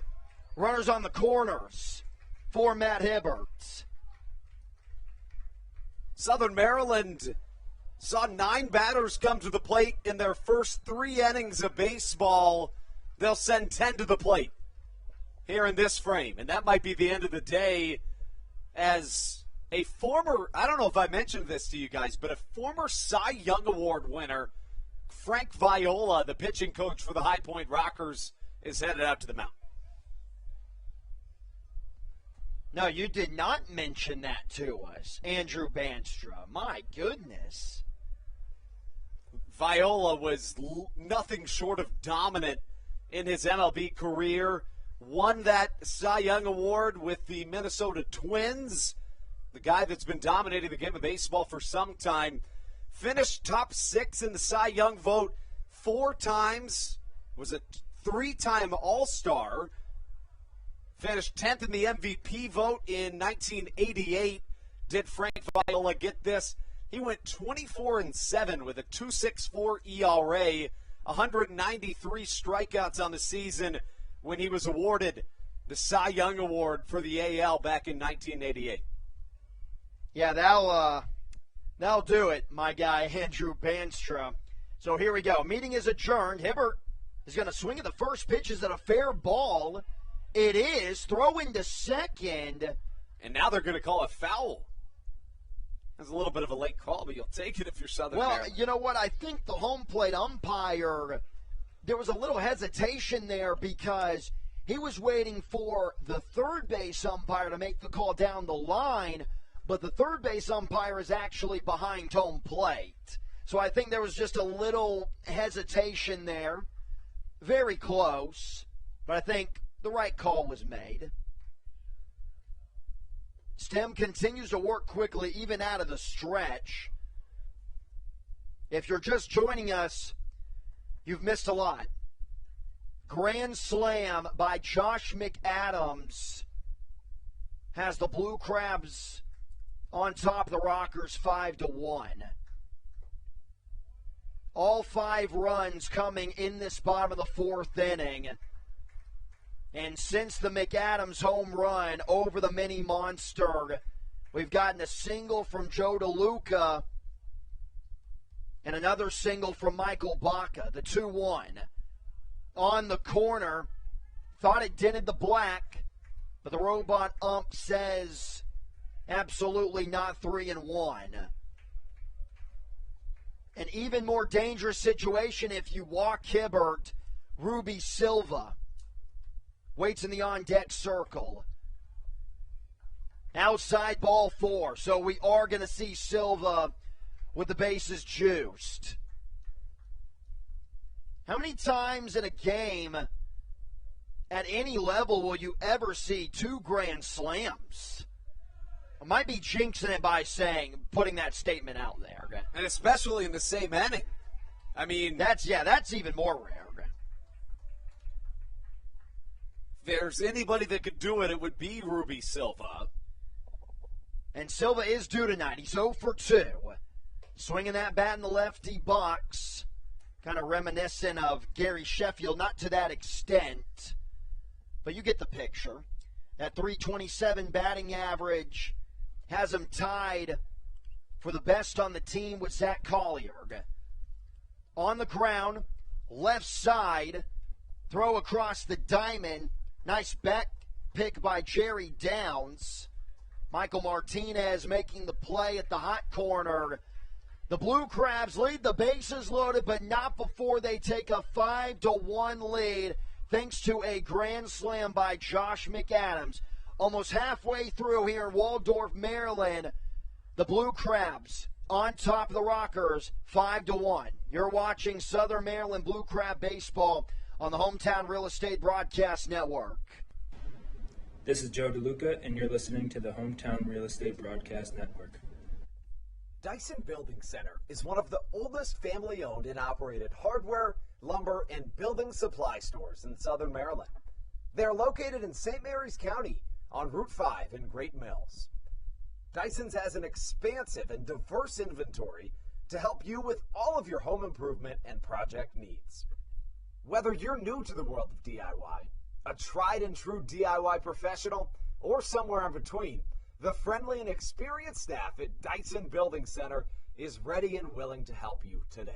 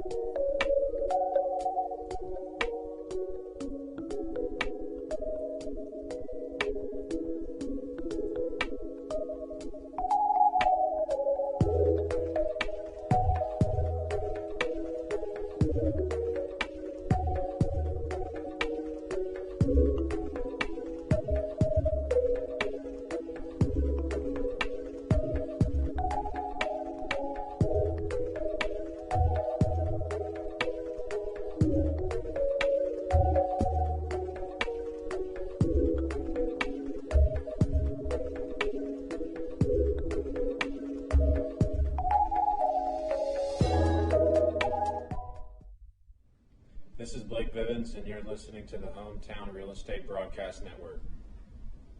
On a night in which Daryl Thompson has the ability and the strong potential to become the all-time wins leader in a career in Atlantic League history, through the first 3.5 innings, you didn't really know exactly if he was going to have the opportunity to do so this evening. Craig Stem faced the minimum of 9 through 3 innings, then find himself allowing 5 runs, facing 11 batters in the 4th inning alone, as we welcome Brennan Casera onto the Hometown Real Estate Broadcast Network. Up to the plate, Giovanni Alfonso. Brennan, what'd you see through those first couple innings? You know, Daryl Thompson just doing Daryl Thompson things on the mound, and then with the Southern Maryland Blue Crabs, you talk about the first time through the order, the struggles that they had, and then they make those adjustments, and it comes up big in that bottom of the 4th inning. So things working out the way you want them so far if you're Southern Maryland. Line shot into right center field. That could be extra bases and will. Giovanni Alfonso will hold up at second as Daryl Thompson goes to cover the bag. A leadoff double for Giovanni Alfonso. And to the Rockers' credit, they've gotten a base runner on in each of their 5 innings of offense to this point.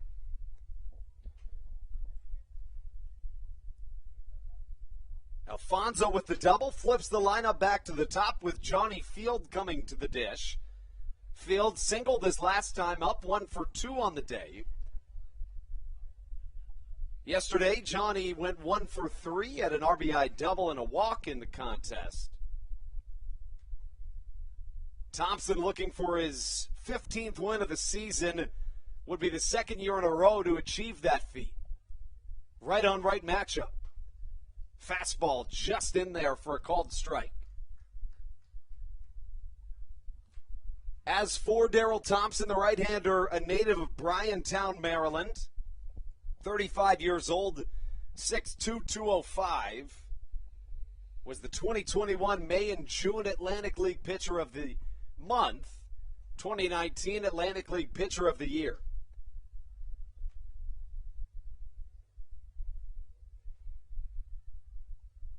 Thompson in his 416th career professional start, his 181st in the Atlantic League here in his 9th season in the ALPB, all with the Blue Crabs. In his 2nd year as this team's pitching coach as the count goes to 2-1. In his last 11 starts, Daryl's 8-1 with a 2.51 ERA, 53 strikeouts in his last 11 starts. His last time out was against this Rockers team, 7 2/3, got the win with 4 earned. Back into the netting, 2-2. Have you seen anything different from Thompson here this evening than we've seen in the past? You know, not really from Thompson. You see him establish the fastball at about a 60% clip, and then working off of that with curveball, slider, changeup. The only thing I would say is maybe that fastball not being used as often as we're used to seeing it, relying on some of that off-speed stuff. But I think that's something we've seen a lot more recently from Daryl. 2 balls, 2 strikes the count from one MLB veteran to another. Thompson set. Slider misses outside. The count runs full of 3-2. Mentioned Thompson could become the all-time wins leader. He's already the all-time strikeout leader at 846 and counting.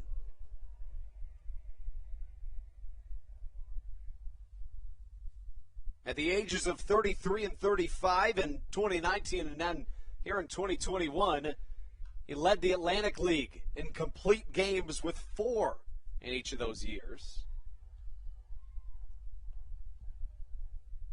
Currently, Thompson leads the Atlantic League in wins, innings pitched, ERA, walks and hits per innings pitched, complete games. Need you hear more? The guy has been doing it at a high level for quite some time here in his 18th season of professional baseball. Drafted in the 8th round in 2003 by the Montreal Expos out of La Plata High School as a changeup fools Johnny Field on a swinging strike number 3. We've seen that off-speed stuff from Daryl Thompson tonight. You know, he's really utilized it well, and he's got those slow hooks on that slider and that curveball. It's a tough pitch to kind of stay back on when he's operating with about a 60% fastball usage. Thompson now faces the left-handed hitting Michael Martinez. 1 for 2 today, single back in the first inning. Finds himself 1 for 6 here in this series. Of course, the Blue Crabs were in High Point the series prior, so dating back to this 2B6 game set, Martinez finds himself just 2 for 20. The 0-1. Fastball outside. Brendan, we got to mention this one more time with you on the air, being a Cleveland baseball fan. We all know what happened with Michael Martinez in 2016. Can we bring that up? You're allowed to bring it up. We've talked about it a few times since High Point's been here, actually, both on and off the air. Beautiful pickoff move. Thompson to Michael Baca, speaking telepathically just in time as Giovanni Alfonso is pegged out at second base. He's not happy with the call, but the ball beat him by a couple of seconds. Jay Keefe's going to run over from third base to join in on the argument or back away Alfonso.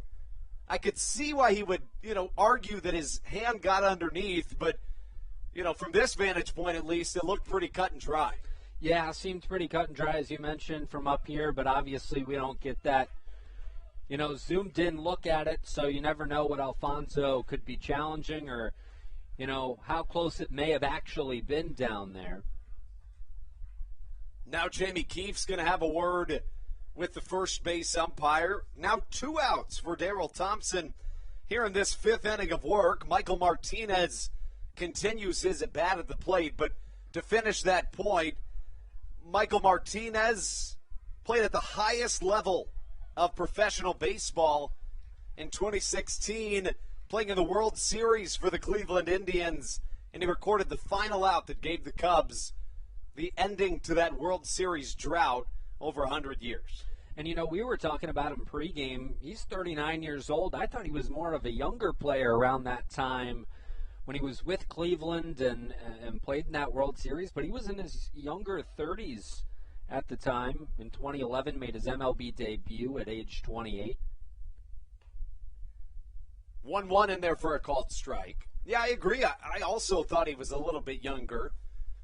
To be completely transparent, at the time, it took me a little bit to put it together that that's who exactly Martinez is the first time I saw him play. Hot shot to the right side on the ground, snared by Tucker Nathans. Thompson with a Daryl Thompson-like performance. 5 innings, 1 run allowed as the Blue Crabs take a 5-1 lead into the bottom of the 5th inning. Brennan Casera takes the play-by-play when we return on the Hometown Real Estate Broadcast Network. Chick-fil-A of Charles County has been a proud supporter of the Southern Maryland Blue Crabs since their inception in 2008. For years, they have sponsored the Southern Maryland Blue Crabs, America's prisoners of war and missing in action. In between the second inning of each game, there is a moment of silence brought to you by Chick-fil-A. The Southern Maryland Blue Crabs appreciate and respect not only Chick-fil-A, but all of those that have served our great country. The seat that they sponsor was made possible by Chick-fil-A of Charles County. Thank you so much, and visit any of your Charles County Chick-fil-A locations today. The Charles County Department of Health encourages you to get the COVID-19 vaccination today. You can get it all over Southern Maryland or no matter where you are across the United States. Vaccinations are offered right here at Regency Furniture Stadium with no appointment needed. Charles County Department of Health and the Southern Maryland Blue Crabs urge you to take one for the team and get the vaccine.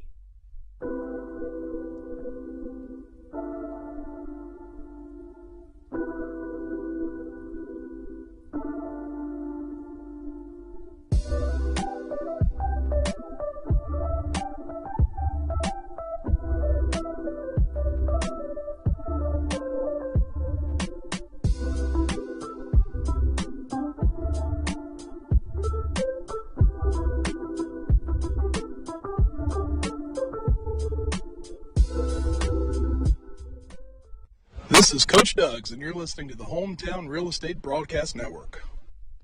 Bottom five here from Regency Furniture Stadium as the Blue Crabs on top of the Rockers 5-1. Brendan Casera and Andrew Banstra here with you as Zach Collier steps in and bunts one foul to the left side to start things off in this inning. It'll be 3-4-5, the meat of the order up for Southern Maryland in this inning. Collier followed by Jovan Rosa and Alex Crosby. Collier 1 for 2 tonight with that RBI base hit. Back in the bottom of the fourth inning, this one grounded to the right side and foul. As Craig Stem continues in there for the High Point Rockers. 4 innings pitched so far, 5 earned runs, all coming in that bottom of the fourth inning. 1 strikeout, 1 walk, and he has given up a grand slam to Josh McAdams in that fourth. As he continues to work, an 0-2 count to Zach Collier. He kicks and deals, and that one's upstairs for ball 1. And you know, Andrew, with a guy like Craig Stem, it felt like this is going to be a pitcher's duel all the way to the end. And then that bottom of the fourth inning comes, and Josh McAdams changes that completely. Yeah, that grand slam, we very well could look back at it as one of, if not the biggest swing of this 2021 Blue Crab season. Stem rolled through the first 3 innings, facing the minimum 9 batters, but then faced 11 batters in the fourth inning, giving up 5 runs. The 2-2 from Stem up and away. 3-2, the count now full, as Collier's seen 3 straight balls. Collier coming into the game tonight hitting .326, 12 homers, 51 RBIs. Has 8 stolen bases as well, playing center field as he usually does for the Blue Crabs, and he swings and misses at a breaking ball that dropped in there for strike 3. Of course, Collier doesn't get it there, but if you turn the page back to his last at-bat, of course, McAdams came up huge, but Collier was the one that got the scoring seal open. He knocked home the first run of the ballgame, RBI single, on really just some small ball. Matt Hibbert doubles, Ruby Silva grounds out and gets him over to third before an RBI single brought home Hibbert to tie the game at 1, and that seemed massive at the time. Little did we know what Josh McAdams was about to do. Craig Stem's first pitch to Jovan Rosa, the new batter, a fastball that ran inside for ball 1. Rosa 0 for 2 tonight. The struggles have been well documented for the cleanup hitter for the Blue Crabs tonight as he swings and fouls that one straight back. 1-1 the count. Rosa now down to 226. Came into tonight's contest at 230 with 4 home runs and 15 RBIs. Alex Crosby waits on deck as the 1-1 is grounded towards the left side. That's a base hit for Jovan Rosa. And he'll round first and stop there for the first hit of the inning with 1 down, and Alex Crosby to the plate. A much-needed base hit for Jovan Rosa. And I'll tell you what, if that guy can get going, I don't exactly know what the game plan is if you're an opposing pitcher to this Blue Crabs team. It's just so stacked 1 through 9. You could argue, again, the most complete batting order in the Atlantic League right now. And now here's Alex Crosby hitting .314 coming into the game tonight with 12 homers, 65 RBIs. He's 1 for 2 this evening, and the first pitch to him is grounded towards the right side and foul. So 0-1 the count to Crosby. And to your point, Andrew, you know, it's going to be difficult to kind of put together, you know, a pitching strategy against this Blue Crabs team, but also for Stan Clyburn, going to be difficult to figure out who's batting where if Jovan Rosa's hot too. As this one's laced up the middle, and that's a base hit for Alex Crosby. Back-to-back hits by the Blue Crabs put Rosa at second, Crosby at first with 1 away, and Tucker Nathans to the plate. Really nice piece of hitting by Alex Crosby, who's now singled in each of his last 2 plate appearances. Not trying to do too much with it. A changeup, he waits on it and just puts it right up the middle. Not an easy thing to do, especially on a changeup, to be that patient, but a really nice piece of hitting to keep this thing going for Southern Maryland. Tucker Nathans, a fly out back in the second, a walk in the fourth. And he's got an opportunity here with runners in scoring position with Josh McAdams waiting on deck. The first pitch to Nathans just inside on a fastball, 0-1 the count. Quick SOMDWX news look around the league. The Dirty Birds still on top of the Revolution 2-0. They have the bases loaded in their half of the fifth, but there are two away. The Lancaster Barnstormers still leading the Long Island Ducks 2-0. The Gastonia Honey Hunters on top of the Lexington Legends 1-0. Scoreboard watching here as obviously we get closer and closer to season's end. And the 1-1 pitch to Nathan's grounded towards the right side. That's a base hit. Jovan Rosa going to be held at third. The bases will be loaded. 3 straight singles by the Blue Crabs bring up Josh McAdams in a familiar situation just like that bottom of the fourth. Yeah, if you're Josh McAdams, there's basically no possible way to not have that in your mind. But a guy in McAdams that struggled with the bases loaded through the first couple months of the season has started to turn the notch up just a little bit here in the month of September and now in October, really turning things up, and I think that might be the end for Craig Stem. Jamie Keefe makes his way out onto the mound, points towards the bullpen, and the night is done for Craig Stem. So we'll step aside here on the Hometown Real Estate Broadcast Network and get some more information on the new pitcher. The Blue Crabs leading the Rockers 5-1 here in the bottom of the fifth inning. And Josh McAdams coming to the plate with the bases loaded. American Radiology is the clear choice for all of your medical imaging needs. With locations in Charles and Calvert counties, they offer a full range of imaging services. Some of their latest innovations included 3D mammography and wide-open MRIs for our claustrophobic patients. For your convenience, they even offer extended weekday hours and Saturdays. For more information or to schedule an appointment, visit their website at AmericanRadiology.com. When you're in the market to buy or sell a home, call Tony McClure of Century 21 New Millennium and his Grand Slam team, the realtor of the Southern Maryland Blue Crabs since our first season in 2008.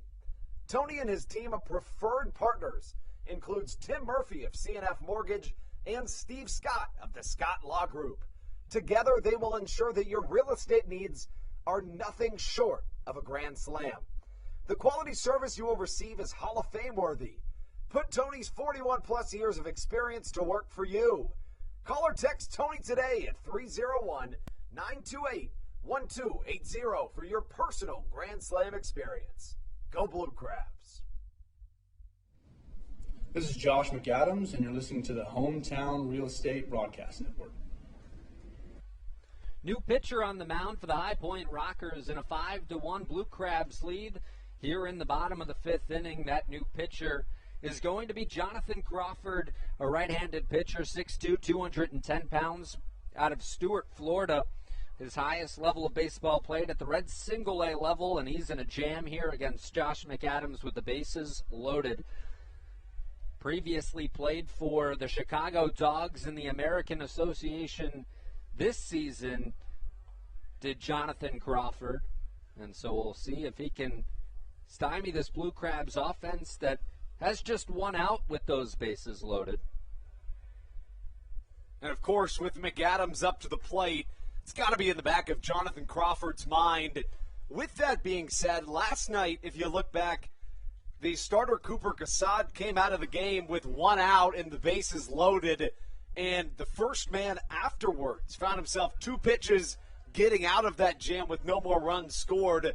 The starters have had real struggles against the Blue Crabs in this series. The relievers, very much the opposite. We'll see what happens here tonight. Crawford with High Point this season, 4-0 with a 2.91 ERA in 19 games. 21 2/3 innings pitched.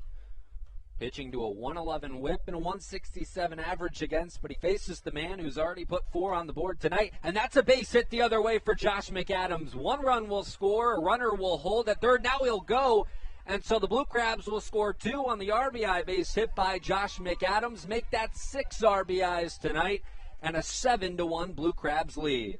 And on any other night, Josh McAdams, there wouldn't even be a question that he'd be the player of the game, who now, for McAdams, has 89 RBIs on the season and 22 home runs. But, of course, on this very historic night, it just betters the chances that Daryl Thompson picks up his 75th win in the Atlantic League, giving him that crown atop his head with the most wins of all time.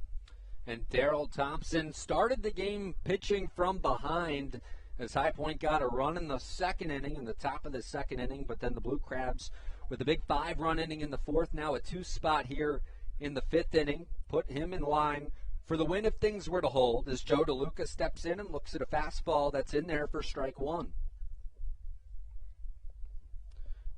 DeLuca so far tonight 1 for 2, so he continues his hot stretch. He's now hitting just a shade under 300 at 299. Michael Baca waits on deck. DeLuca, a ground out in the third and a single in the fourth.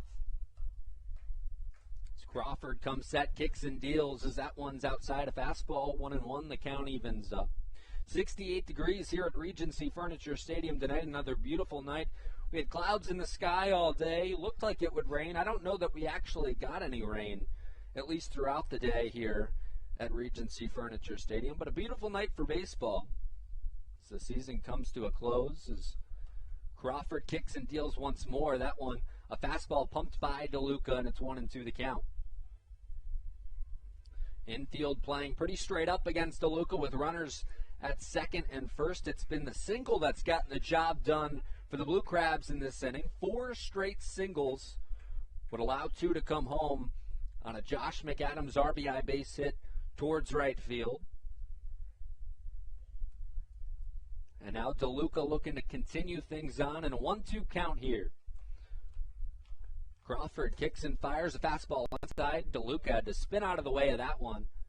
And I believe that hit him. They'll say it did. So DeLuca will take his base at first. He already had a situation tonight where he thought he was hit, started to take the padding off, and then had to come back to home plate to hit. But this time confirms it. He was hit by a pitch, and now the base is loaded for Michael Baca.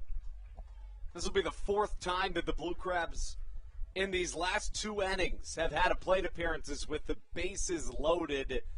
I don't think there's any other team in professional baseball in the last month that has had more opportunities at home with the bases loaded than this Blue Crab squad. And it always seems like Josh McAdams is one of those guys who comes up with the bases loaded, and he's gotten the job done tonight as the first pitch to Baca is poked out towards right field. Racing in and making the catch is Gonzalez. Tagging and scoring is Tucker Nathans. A throw over to second, but not in time. Josh McAdams dives back safely. So an RBI sacrifice fly for Michael Baca and an 8-1 advantage for the Blue Crabs here in the bottom of the 5th.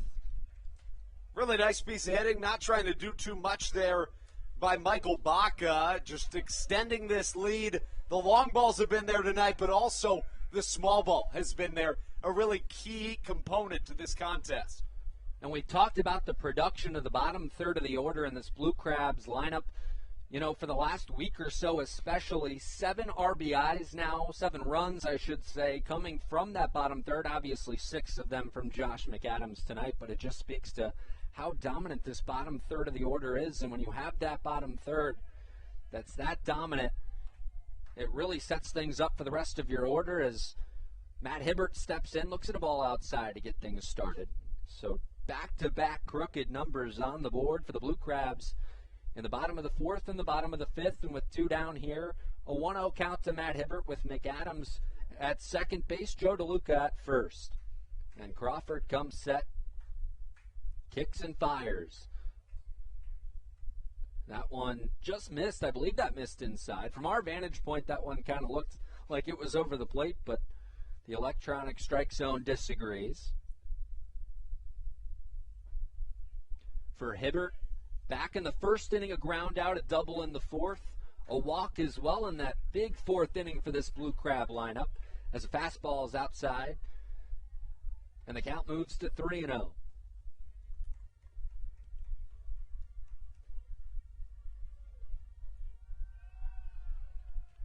The Blue Crabs now have 10 hits in their last 2 innings of offense in the 4th and 5th combined.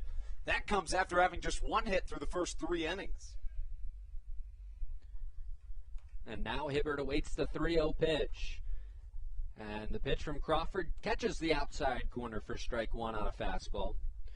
No, we've already updated it, but York now on the board in the bottom of the 5th against Charleston. So now a 2-1 game there between the Dirty Birds and the Revolution. That a game, obviously, to keep your eye on, and Long Island scored their first run. Lancaster up 2-1 there as well. As that pitch outside to Matt Hibbert, and he'll draw a walk, so the base is loaded, and Ruby Silva to the plate. Ruby Silva 0 for 3 tonight, a .326 average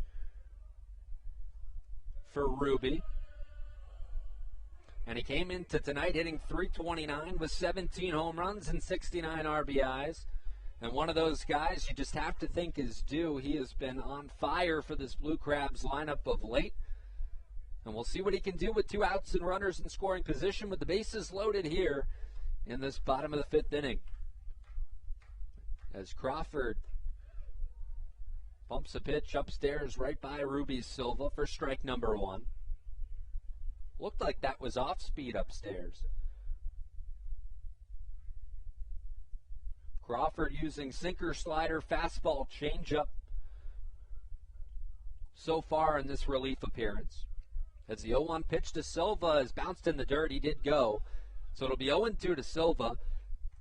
Ball got away from the catcher in Golino, but everyone stays at their base. Silva with ground outs in all 3 at-bats tonight back in the 1st inning. He had 2 at-bats in the 4th inning, grounded out in both of those as well. Mentioned that York got on the board. They just scored another. The score 2-2 in the bottom of the 5th. Long Island also on the board. The Barnstormers still leading 2-1. And it's 8-1 Blue Crabs here as the 0-2 pitch to Silva swung on and missed for strike 3. So that's how the inning will end, but not before the Blue Crabs put 3 on the board. It was Josh McAdams again with an RBI single to get things started. And then the Blue Crabs added another as well. So an 8-1 Blue Crab lead as we move to the 6th inning from Waldorf, Maryland. On the Hometown Real Estate Broadcast Network, you're watching Blue Crab Baseball. This is Matt Latos, and you're listening to the Hometown Real Estate Broadcast Network. Dyson Building Center is one of the oldest family-owned and operated hardware, lumber, and building supply stores in Southern Maryland. They are located in St. Mary's County on Route 5 in Great Mills. Dyson's has an expansive and diverse inventory to help you with all of your home improvement and project needs.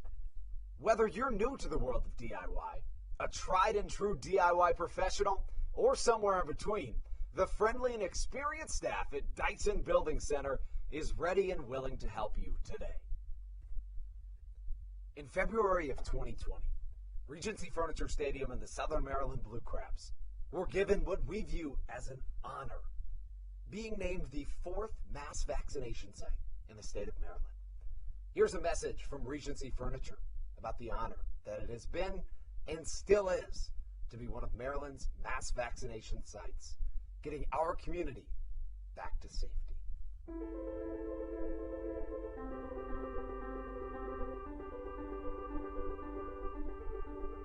During these times of uncertainty, it helps to know there are things we can control to help ourselves and others. For me, it presents the hope that soon enough, my friends and family will be together again.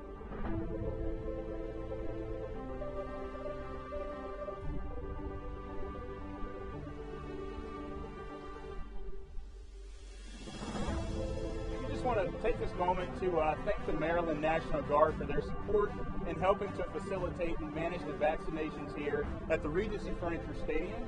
We just think it's so important for everyone. This is Joe DeLuca, and you're listening to the Hometown Real Estate Broadcast Network. Top of the 6th here at Regency Furniture Stadium. Blue Crabs on top of the Rockers, 8-1. Brendan Casero alongside Andrew Banstra with you on the Hometown Real Estate Broadcast Network. And it's the Blue Crabs ace and Daryl Thompson continuing on the mound here for Southern Maryland in this 6th inning. He has been phenomenal tonight.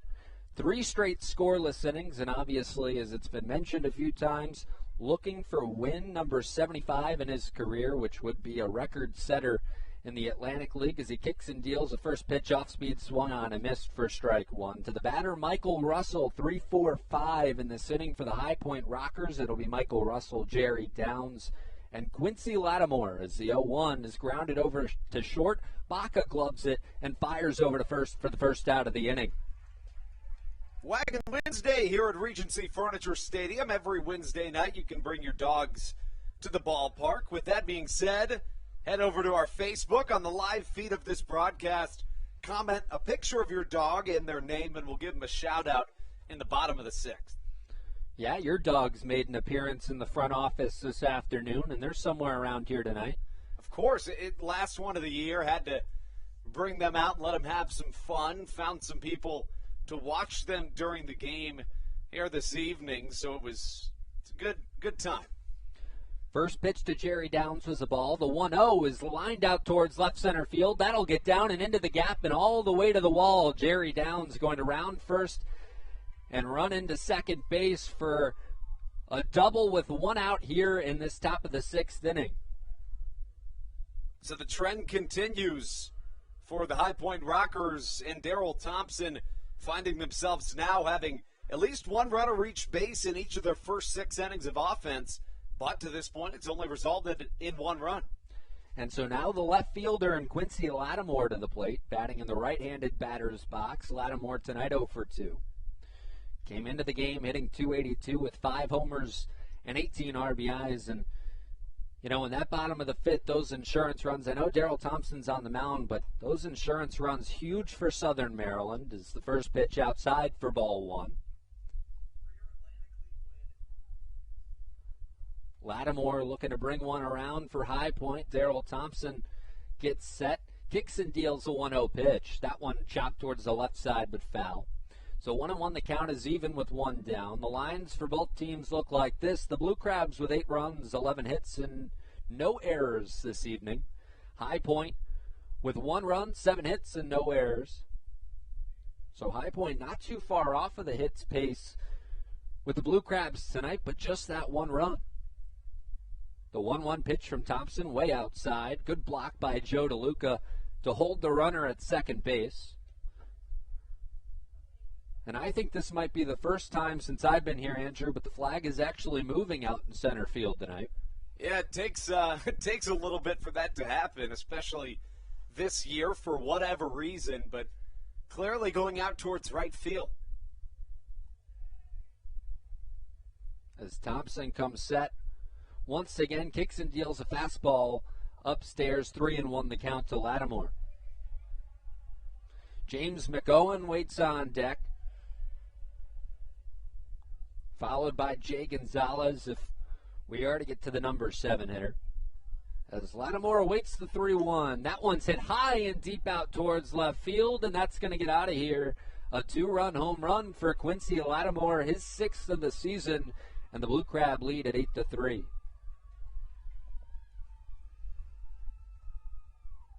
Not too concerning if you're Daryl Thompson, a guy that really has settled into a groove, especially in these last 2 or 3 innings. You allow the double and the home run, you're still up 8-3, forget about it and move on. And you know that's what Daryl Thompson's going to do. Somebody that responds to adversity. Honestly, that might be one of his best traits, and he has a lot of them. And you mentioned it, Andrew. Just forget about that one. You still have the 5-run advantage, which you feel comfortable with. If you're Southern Maryland, just a mistake from Daryl Thompson there, but he still has the lead. And that will bring up James McGowan, the DH tonight in that 6th spot for the High Point Rockers.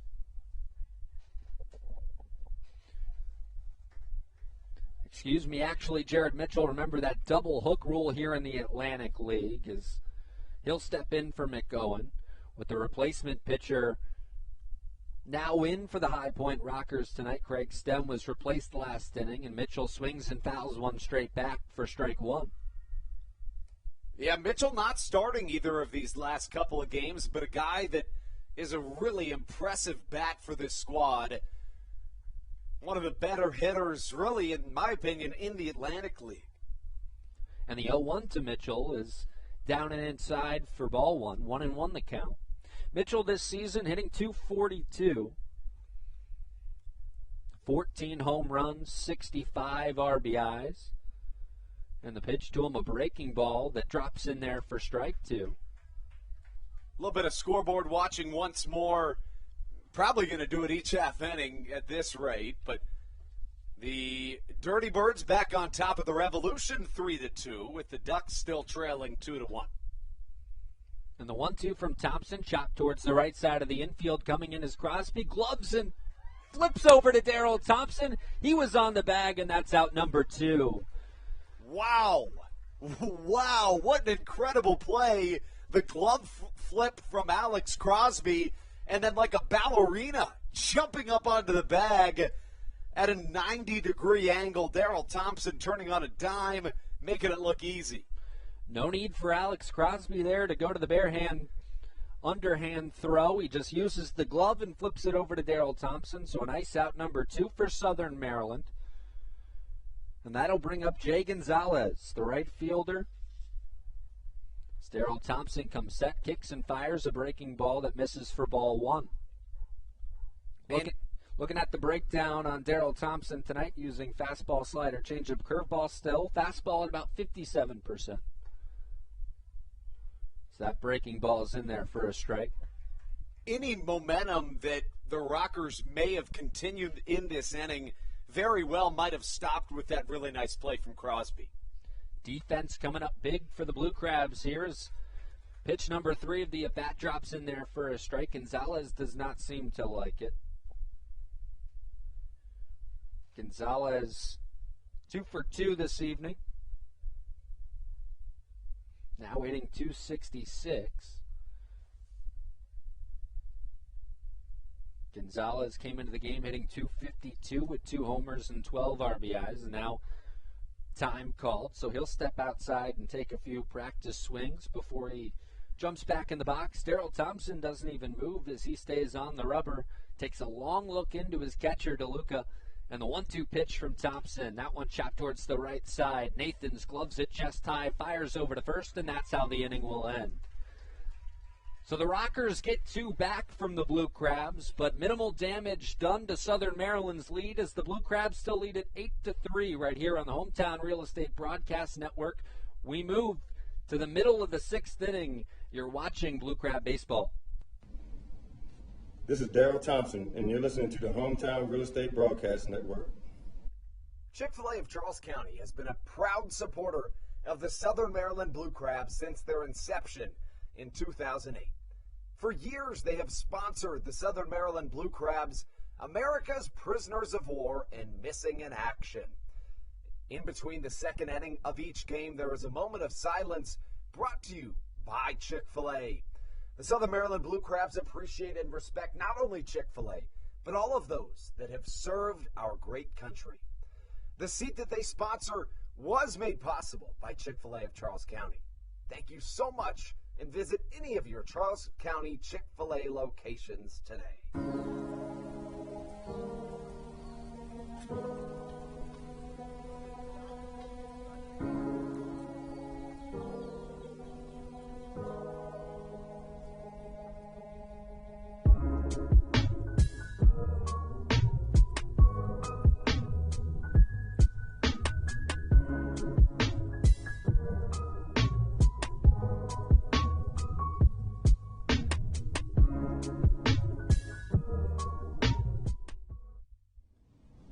This is David Harris, and you're listening to the Hometown Real Estate Broadcast Network. We continue on from Regency Furniture Stadium here in Southern Maryland, and a pitching change once again for the High Point Rockers. It'll be number 24, the right-handed pitcher Ryan Chafee on the mound, 6'2", 195 pounds. Has played at the Marlins AAA level as his highest level of work, and this season, Chafee 3-1 with a 5.74 ERA and 47 innings of work. And so, remember back last inning when the double hook rule was used when they used Jared Mitchell at the plate. That ended the night for Jonathan Crawford. And so now it'll bring up the meat of the order once again for the Blue Crabs. Zach Collier to lead things off this inning, followed by Jovan Rosa and Alex Crosby. Blue Crabs with 2 straight innings in which they've scored a run, 5 back in the bottom of the 4th, and 3 in that bottom of the 5th. We'll see if that trend continues here against Chafee on the mound. So we continue to scoreboard watch. Charleston up 3-2 over the York Revolution, and Long Island trailing Lancaster 2-1 as Collier rips that one down the right side, but foul.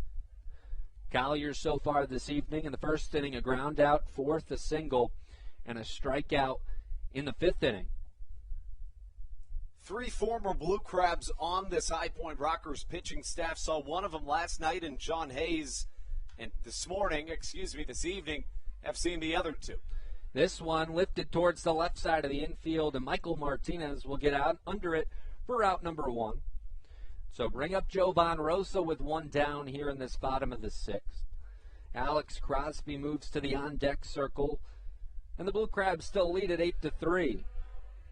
For Ryan Chafee, the issue always has been and always will be if the command is there. And if it is, he's going to be one of the better arms in the Atlantic League, a high strikeout guy, but the walks sometimes can be an issue. Again, still the case this year, 42 walks in 47 innings pitched. Was a Blue Crab for a couple of years, and in 2018, he made 70 appearances in 140 games. That's the 5th most, actually tied for the 3rd most in a single season in Atlantic League history. And pitch number 2 misses low for ball 1. So 1-1 the count with one down here in the inning. Chafee, 33 years old, on the bump for the Rockers. And now time called for Jovan Rosa as he adjusts the gloves and steps back in. So now Chafee coming set on the rubber, kicks and deals, and that one swung through a fastball from Chafee, and it's 1-2 the count. That's been kind of the struggle for Jovan Rosa's been that fastball. He struggled to catch up to it, and it's really been the ones at the top of the strike zone in this tough stretch at the plate for the Blue Crab DH. And the 1-2 pitch to him is outside. 2-2 the count evens up. And Andrew mentioned earlier in the broadcast, in his last 18 games played, has yet to draw a walk. So the 2-2 to Rosa, swung on a missed, strike 3, and there's that fastball upstairs. Rosa can't catch up to it, and that's out number 2 in the inning. Just seems like every pitcher has kind of the same strategy going after Jovan Rosa of late, Andrew. Yeah, you're exactly right, and you know, we talk about Matt Hibbert, a guy that slumped in the month of September, hitting 149, but the on-base percentage was there, second best on the team in the month of September at 422. But for Rosa, not really finding other ways to reach base right now. And now bring up Alex Crosby, who fouls a pitch off to the right side for strike 1. Crosby tonight, 2 for 3, and a .317 average now, and ever since he came back from playing for his country a few weeks ago, he has been a welcome addition to this Blue Crab lineup. As he awaits the 0-1, lifts it out towards left field. Should be just a lazy fly ball as Lattimore gets under it and makes the catch. So that's how the inning will end. 1-2-3 go the Blue Crabs as we move to the 7th inning here from Waldorf. It's 8-3, Southern Maryland over the Rockers on the Hometown Real Estate Broadcast Network. You're watching Blue Crab Baseball. This is Daryl Thompson, and you're listening to the Hometown Real Estate Broadcast Network. When you're in the market to buy or sell a home, call Tony McClure of Century 21 New Millennium and his Grand Slam team. The realtor of the Southern Maryland Blue Crabs since our first season in 2008. Tony and his team of preferred partners includes Tim Murphy of CNF Mortgage and Steve Scott of the Scott Law Group. Together, they will ensure that your real estate needs are nothing short of a grand slam. The quality service you will receive is Hall of Fame worthy. Put Tony's 41-plus years of experience to work for you. Call or text Tony today at 301-928-1280 for your personal Grand Slam experience. Go Blue Crabs. Did you know that the Washington, D.C. metro area is the 5th most expensive place to live in the entire United States of America? Sometimes finding affordable housing in this area can feel impossible. If you're struggling to find affordable housing, Look no further than the Villages of St. Charles by Ross Properties. You can visit them online at villagesatstcharles.com for more information today. Villages of St. Charles. They'll have you safe at home.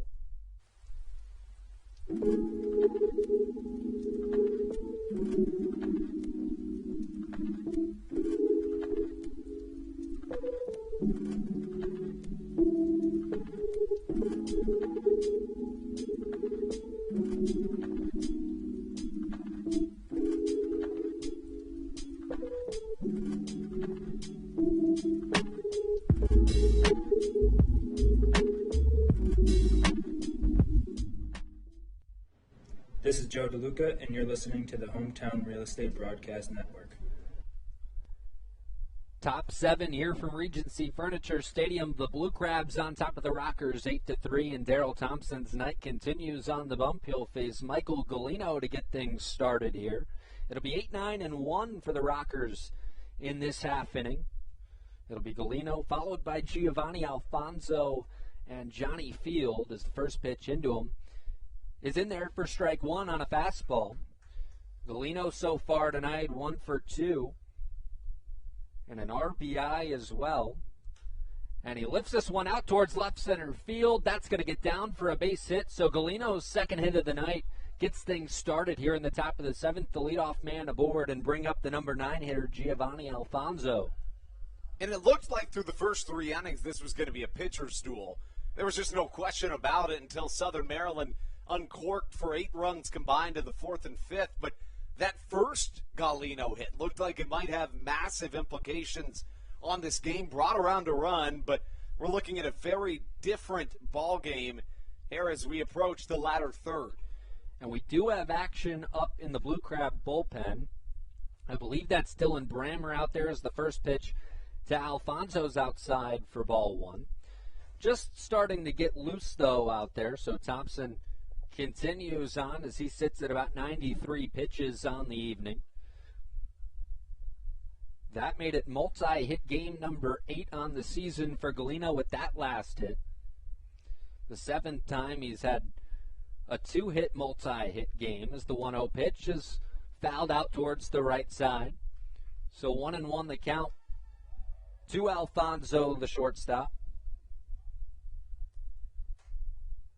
Thompson continues a vintage performance. We've seen a ton of just incredibly placed pitches that have induced a lot of pop-ups this evening.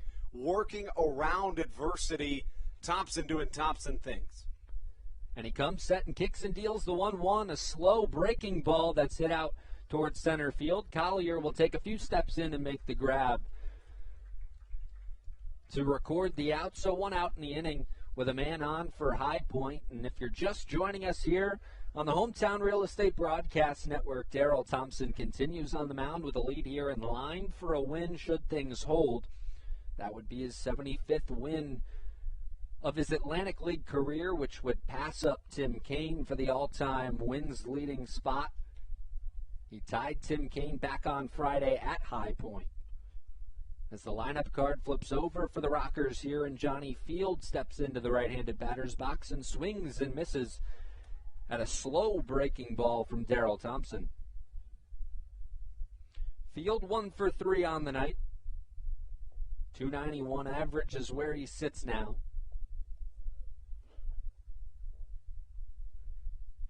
Thompson kicks and deals a fastball upstairs. 1-1 the count evens up. So we continue to scoreboard watch here. No changes to the scoreboard for York or Long Island right now. Both games in the bottom of the 6th inning, so just a half inning behind our game here in Waldorf.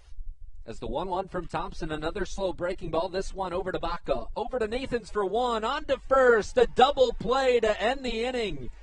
Daryl Thompson's dominance continues, and it's stretch time here at Regency Furniture Stadium. The Blue Crabs with an 8-3 lead as we take a break. On the Hometown Real Estate Broadcast Network, you're watching Blue Crab Baseball.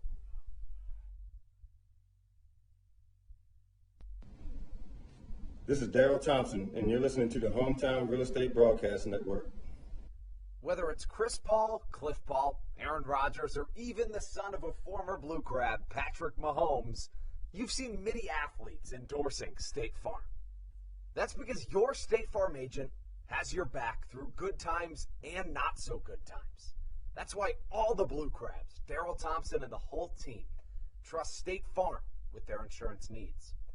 State Farm is the company people have trusted for over 99 years to help life go right. Call your local State Farm agent, Greg Conklin, today at 240-776-4289.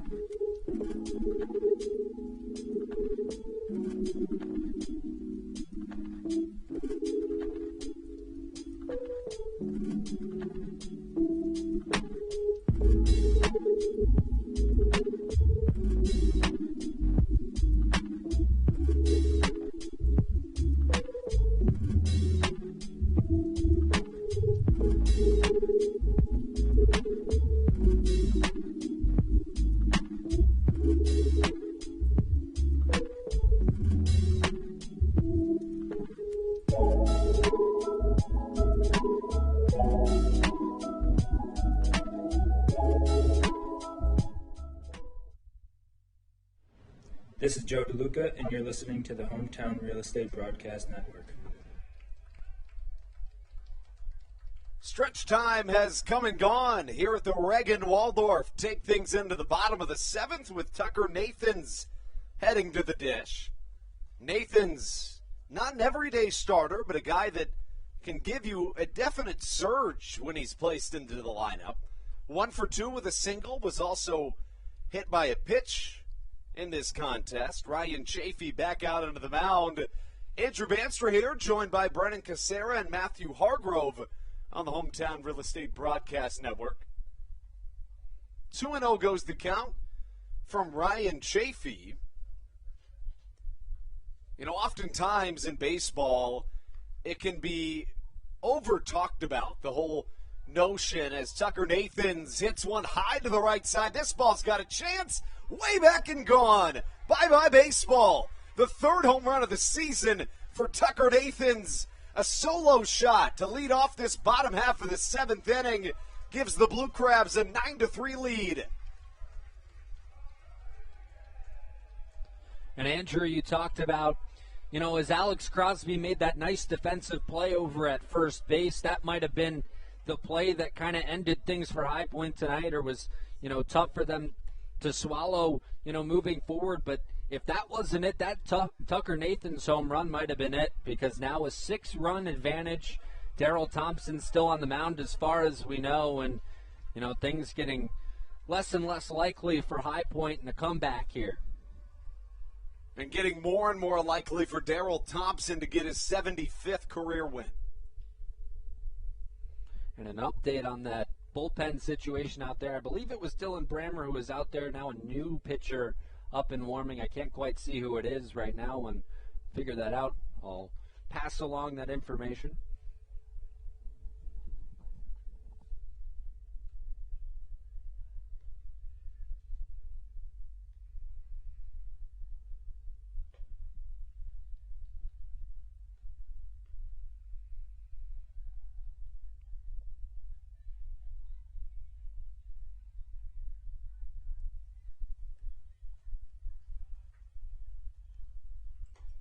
McAdams takes one off the outer edge. The count now 2 balls, no strikes from his former teammate Ryan Chafee.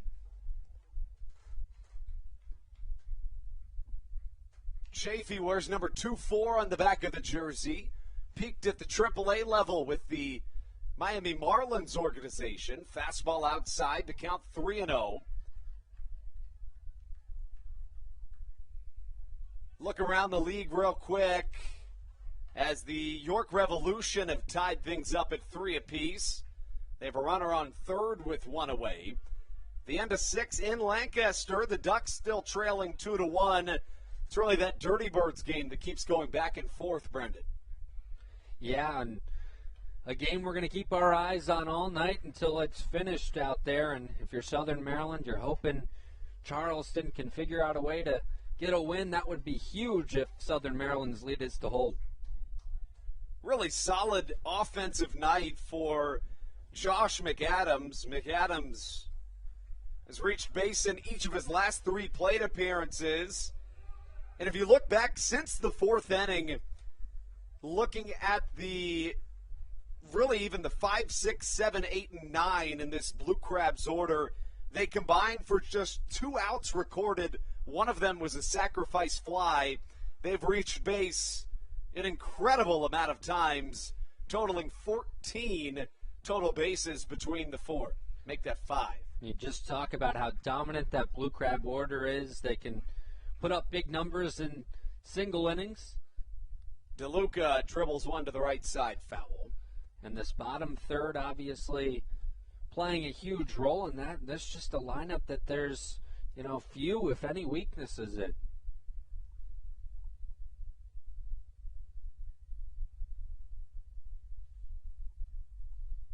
Ryan Chafee back out onto the mound. Mentioned he made an incredible 70 appearances for the Blue Crabs in 2018. Tied for the 3rd most in a single season in Atlantic League history. DeLuca, switch-hitting catcher, riding now an 11-game hit streak, longest of the season for the defensive backstop for these Blue Crabs. A 9-3 lead, a clean game defensively, no errors from either side. Chafee misses low as the count draws even at a ball and a strike. The offense started with an RBI single from Zach Collier back in the 4th and continued with a massive moonshot grand slam to give Southern Maryland at the time a 5-1 lead. The Blue Crabs added another trio in the 5th, 2 of which were driven on and off the bat of Josh McAdams. Quincy Lattimore hit a 2-run shot in the 6th to make it at the time 8-3. Tucker Nathans added a solo shot earlier this inning, and Chafee's struggles continue. Nathans was the leadoff man, hit that solo home run. He then walked Josh McAdams and now finds himself in yet another rut. 3-1 the count to Joe DeLuca. And there's just no spot in the order where you can really afford to not have it in this Blue Crab order. And, Joe DeLuca being one of those guys who's been about as hot as anyone in the Atlantic League of late. So, you can't really mess around and miss the zone too much against him. He's seeing the ball very well right now. 6 RBIs tonight for Josh McAdams, who stands at first. But to your point, that's really the thing. It seems like if Southern Maryland gets any momentum, you better get things in control if you're the opponent, because things can snowball really quick. And even if they don't snowball, things like a Josh McAdams grand slam can get things out of hand in the snap of a finger as Joe DeLuca draws a walk. But you look back at that Matt Hibbert at bat, all the way back in the 4th inning. The Blue Crabs had just 1 hit through 3 innings. Craig Stem faced the minimum of 9, but then the leadoff double from Matt Hibbert kind of got the offense started, and this Blue Crab squad never looked back. Yeah, and it's those innings where the leadoff man's able to get aboard, where it seems like the Blue Crabs are able to really put together the big innings. So, if you're a pitcher, that's got to be your goal, inning in and inning out, is retiring that first batter and then hoping that's good enough to kind of get you through the rest of the inning without giving up any big numbers against this lineup. You talk about just how deep this lineup is. Michael Baca at the plate, the 9-hole hitter, is a sacrifice fly for an RBI this evening, also a single. Last night he went 2 for 4 with a run scored. As the ball comes in from the bullpen, Chafee will go grab it himself and toss it back. And an unfortunate update here as we continue through the evening. York now on top of Charleston at 4-3. Obviously, the Revolution sitting all by themselves, a half game up on the Blue Crabs, and first in the North Division as play started today. After a ball got in from the bullpen, a basketball came onto the field from the outfield. But to your point, it's a Revs team that has really been doing a good job late in ball games. And if you're Southern Maryland, you know you still control your own destiny. The Blue Crabs a half game back, but they have one more game to play than the York Revolution do. Southern Maryland also holds the tiebreaker. And that being huge for Southern Maryland, holding that tiebreaker. It's interesting, the Blue Crabs went, and the tiebreaker is head-to-head in the second half. The Blue Crabs went 7-6 against the Revolution in the second half of the season. That included a York sweep in their most recent series. Ball and a strike the count to Michael Baca, now 2-1. And you know, we talked about it both on and off the air, but just this York team really almost coming from nowhere. It seemed like their season was kind of going to end, as we had watched them here recently, and they were kind of out of the picture, and now all of a sudden have stormed back. And another RBI for York, as it's now should be 5-3, I believe, in that game. I've got it on over here, so I'm watching, keeping a close eye on it. Got to keep tabs on the competition, but you know, if you're Southern Maryland, and I think this is exactly what they have been doing, is I don't think they've really been paying attention to what the Rebs have been doing. They've just been handling their own business, and I guess allowing us to keep our eyes posted on the scoreboards, which we have been doing religiously over this last week. Well, hey, and if you're Stan Clyburn, the message to the team is you win every game this week and you're in. It's true. Forget about all the scoreboards, as maybe another sacrifice fly off the bat of Michael Baca. Good speed. Getting from second to third is Joe DeLuca. Give him another RBI on the night for Michael Baca. The score, 10-3 Crabs. Just one away for Southern Maryland. And, you know, you talk about this Blue Crabs team. If you can get, a couple more guys to be pitching like Kyle Murphy did last night to complement the consistent excellence that Daryl Thompson gives you on the mound, it just leaves opponents with few opportunities to take advantage of the Blue Crabs when you have such a solid lineup from 1 to 9 and a pitching staff that does their thing. And, you know, that's really what we've been looking at recently is who's going to be that number 2 guy should the Blue Crabs reach the postseason. And that off-speed stuff from Kyle Murphy has been awfully impressive here. Had 9 strikeouts in his second start. I believe he had 6 last night, so he has been really dominant and worked a real quick game last night as well. Of course, not trying to get ahead of ourselves, but looking at if the Blue Crabs were to potentially make the playoffs, Daryl Thompson would technically be in line to pitch on Sunday. With that being said, there is the opportunity or the potential of the Blue Crabs maybe still playing for their playoff lives on Sunday, maybe not, maybe they have clinched it by that point. It's way too early to tell, but having Daryl Thompson available on that Monday in the playoffs would be of the utmost importance. Murphy pitches Saturday, or at least would be in line to. If Thompson was to pitch on Sunday, that would leave Colton Mahoney in line for the Game 1 start. As a ground out brings home another run, Matt Hibbert drives in Joe DeLuca. 11-3, Southern Maryland on top. The small ball, the name of the game here in the 7th.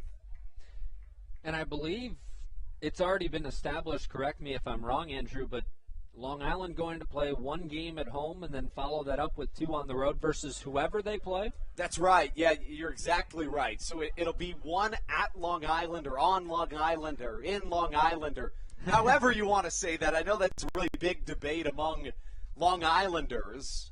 Actually, I don't think it's a debate among them. I think they all say on Long Island. Being from the Midwest, I did not even know of this debate, but it's a heated one. Well, there's also the debate to be made that it's actually an island, too. That's true, because, yeah, I agree. I agree. I don't understand it. 1-1 to count. Ruby Silva at the plate. Ruby dribbles one to the left side. Third baseman Michael Martinez on the run. A throw across the infield. The first is in time for out number 3.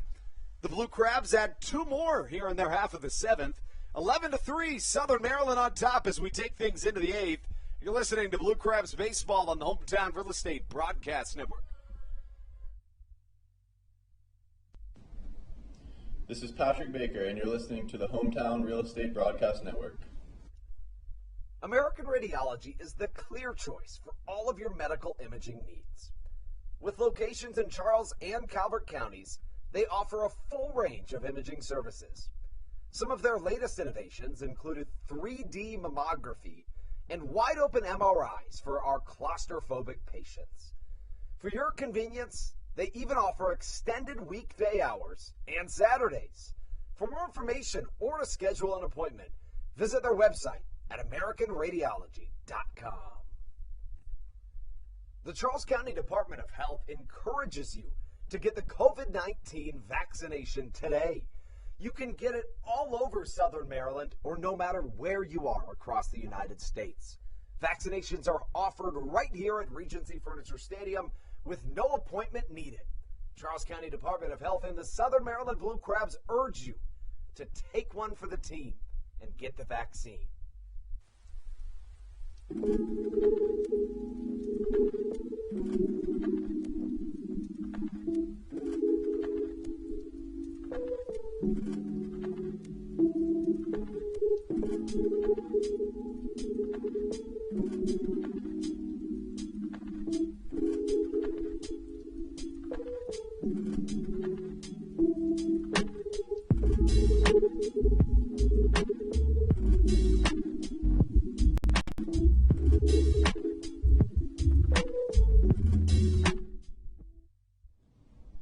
This is David Harris, and you're listening to the Hometown Real Estate Broadcast Network.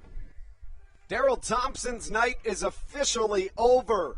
Yet another quality start for the Bryantown, Maryland native, in line as we speak for his 75th win as an Atlantic Leaguer, would be the all-time lead in this Atlantic League. Thompson going for back-to-back 15-win seasons.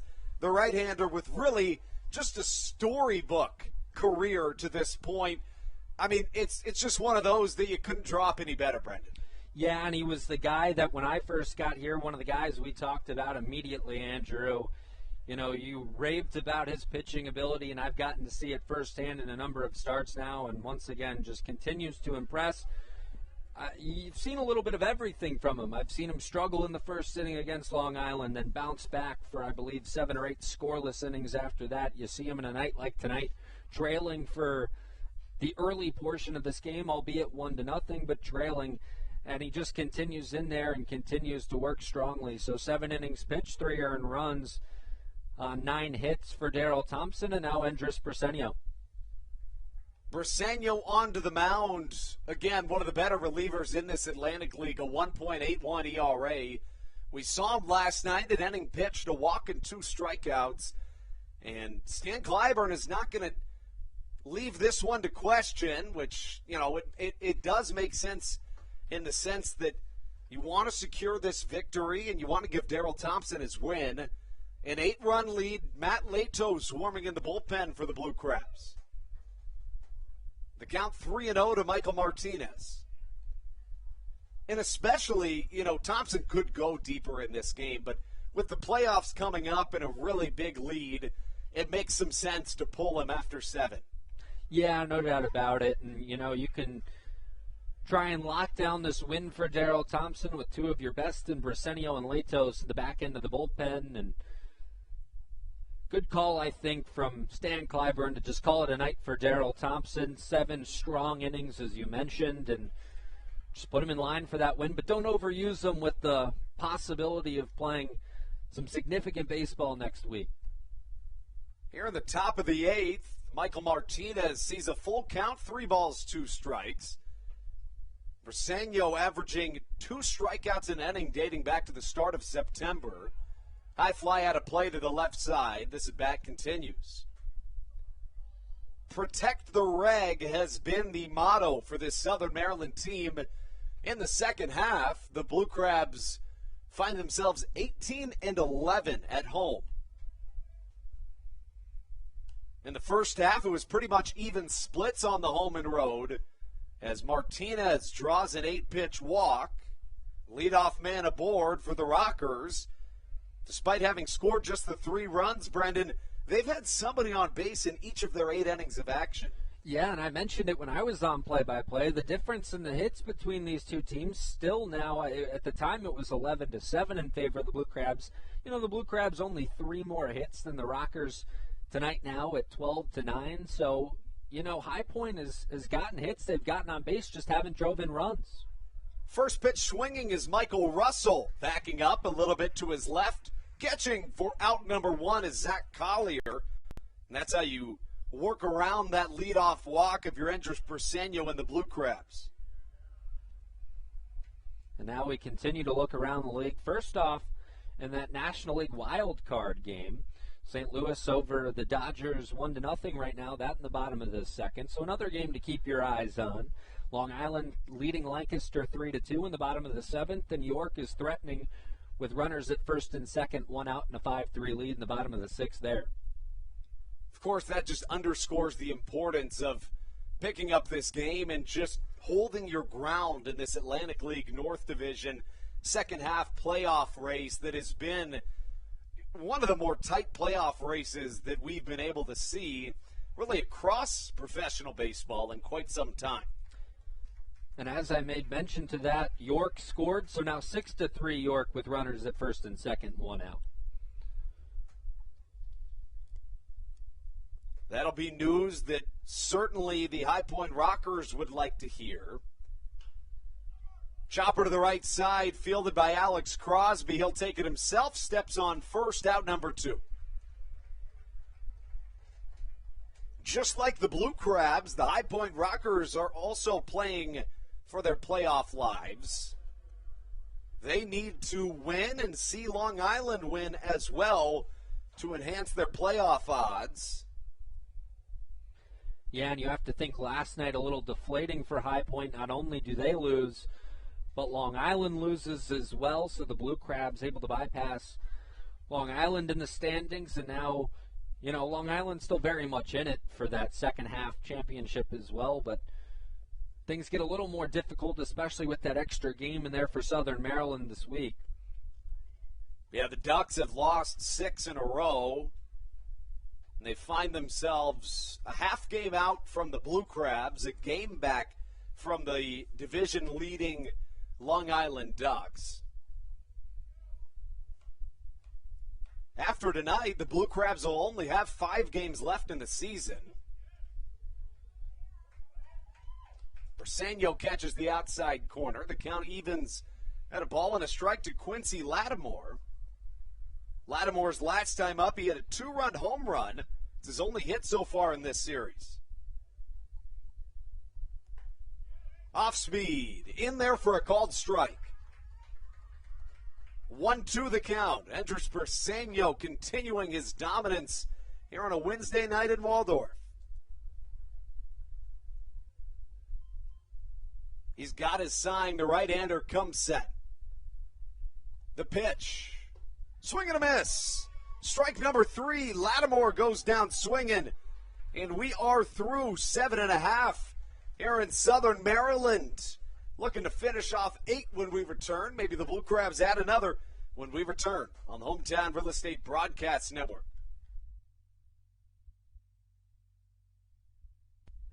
Chick-fil-A of Charles County has been a proud supporter of the Southern Maryland Blue Crabs since their inception in 2008. For years, they have sponsored the Southern Maryland Blue Crabs, America's prisoners of war and missing in action. In between the second inning of each game, there is a moment of silence brought to you by Chick-fil-A. The Southern Maryland Blue Crabs appreciate and respect not only Chick-fil-A, but all of those that have served our great country. The seat that they sponsor was made possible by Chick-fil-A of Charles County. Thank you so much, and visit any of your Charles County Chick-fil-A locations today. The Charles County Department of Health encourages you to get the COVID-19 vaccination today. You can get it all over Southern Maryland or no matter where you are across the United States. Vaccinations are offered right here at Regency Furniture Stadium with no appointment needed. Charles County Department of Health and the Southern Maryland Blue Crabs urge you to take one for the team. and get the vaccine.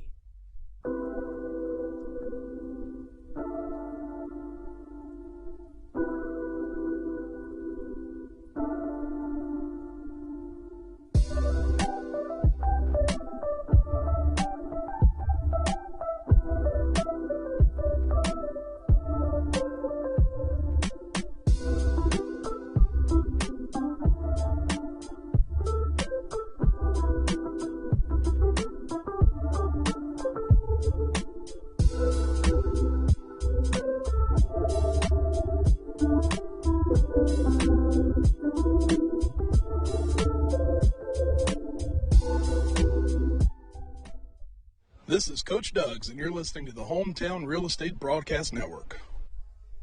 To the bottom of the 8th we go here in Southern Maryland.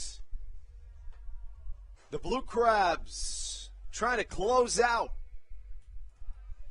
a series win against these High Point Rockers. Southern Maryland has lost each of their last 2 series. That came after 4 consecutive series wins. The Blue Crabs trying to pick up yet another critical win. And they'll see a new arm on the mound as we take you into this bottom half of the 8th. Jamison McGrain making another appearance here in the 8th, and Zach Collier will greet him first. Kent Blackstone, a pinch hitter on deck, and in the hole, Alex Crosby.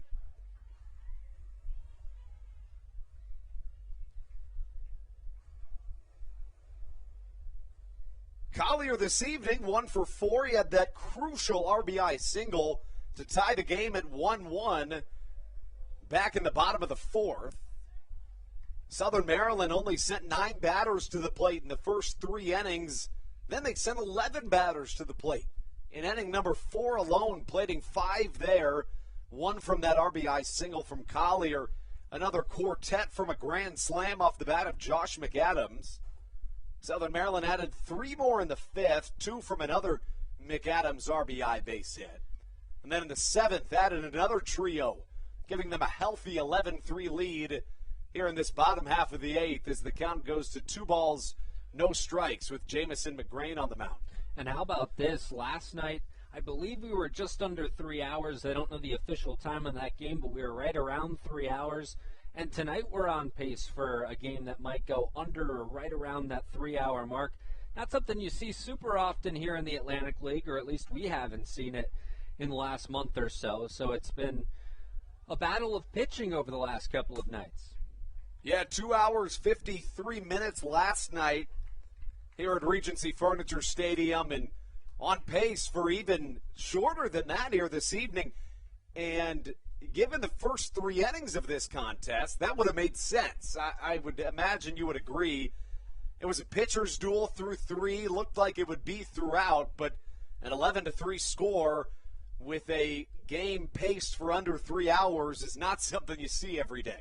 Right, and it seems like even in those big innings for the Blue Crabs, they went by fairly quickly. So, talk about Josh McAdams clearing the bases with 1 swing of the bat. That'll kind of speed things up, but another quick game tonight. Collier staying alive, 2 balls, 2 strikes the count. Zach, the center fielder for this Southern Maryland team, a .325 hitter on the season. Drove in a run earlier in this ball game. It was his 52nd RBI of the season. A dozen homers this year for the center fielder, who made an appearance on SportsCenter's top 10 plays earlier this year. 2-2 high fastball swung on and missed. Going down on strikes is Zach Collier for out number 1.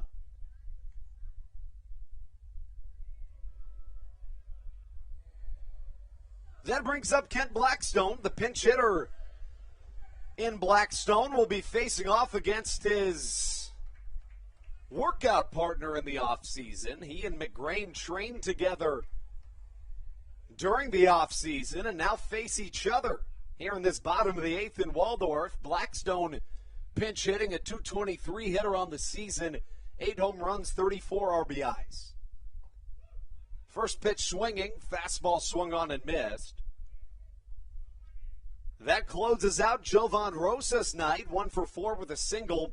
Now we'll give you the final lines on tonight's starters, Craig Stem went 4 1/3 innings, 10 hits, 2 strikeouts, but 8 earned runs for the right-hander who's in line for the loss.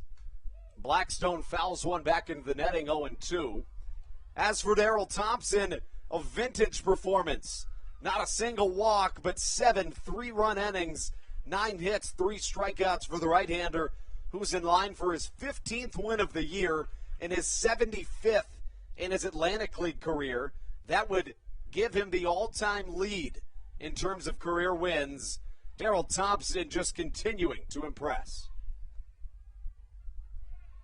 The 0-2 on its way from McGrain. Fastball high, swung on and missed, and Jamison looking good here in this bottom of the 8th. Back-to-back strikeouts to start things off.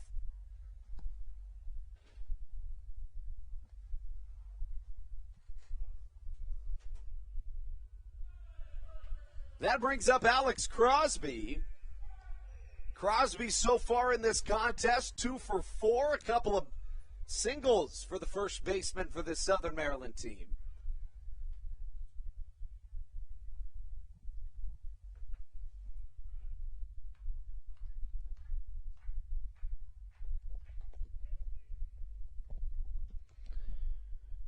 As Crosby continues in there, as give Andrew a quick break here on the play-by-play. Crosby in the left-handed batter's box, facing McGrain. McGrain looking to make it a quick inning for the Rockers here in this bottom of the 8th inning as he rocks and fires. The 1-0 is swung on and fouled straight back for strike one. 1-1 the count with 2 down here. Lines now tonight, 11 runs, 12 hits, no errors for the Blue Crabs, and for the Rockers, 3 runs on 9 hits and no errors. A ground out back in the first, a single in the 4th, a single in the 5th, and a fly out in the 6th inning. For Crosby, the first baseman, looks at a pitch in there for strike 2. 2-2, the count evens up. So for Crosby, he looks to continue what has been a nice run for the Blue Crabs offensively. Crosby a 2 for 4 night, now hitting .316 on the season. And McGrain rocks and fires once more. That one low, 3-2. The count is full with 2 down here in the bottom of the 8th. Tucker Nathans waits on deck. Should Crosby reach? He had the home run in his last at bat. 3rd home run of the season for Tucker Nathans. And Matt Latos swarming in the bullpen, waiting for an opportunity to get on the mound and try and close this one out, as that one fouled back on the 3-2 or on the 2-2. And so we'll do it again.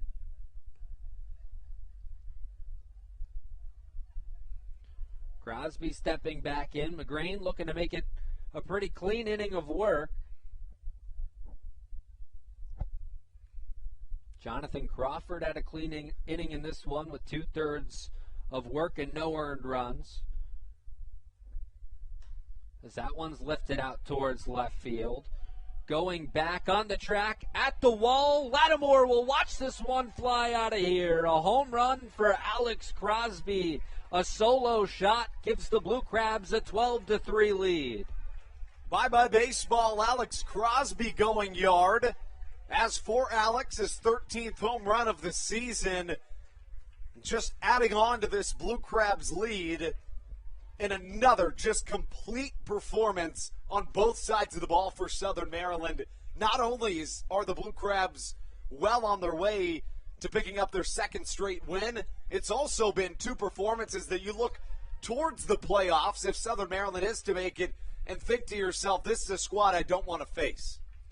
Crosby going opposite field for his 13th of the year, and that one just got over that big wall out in left field. So why not add another insurance run before Matt Latos makes his 9th inning appearance as Tucker Nathan steps in and looks at a ball to start things off here with 2 down in the bottom of the 8th, the 12-3 Blue Crab advantage.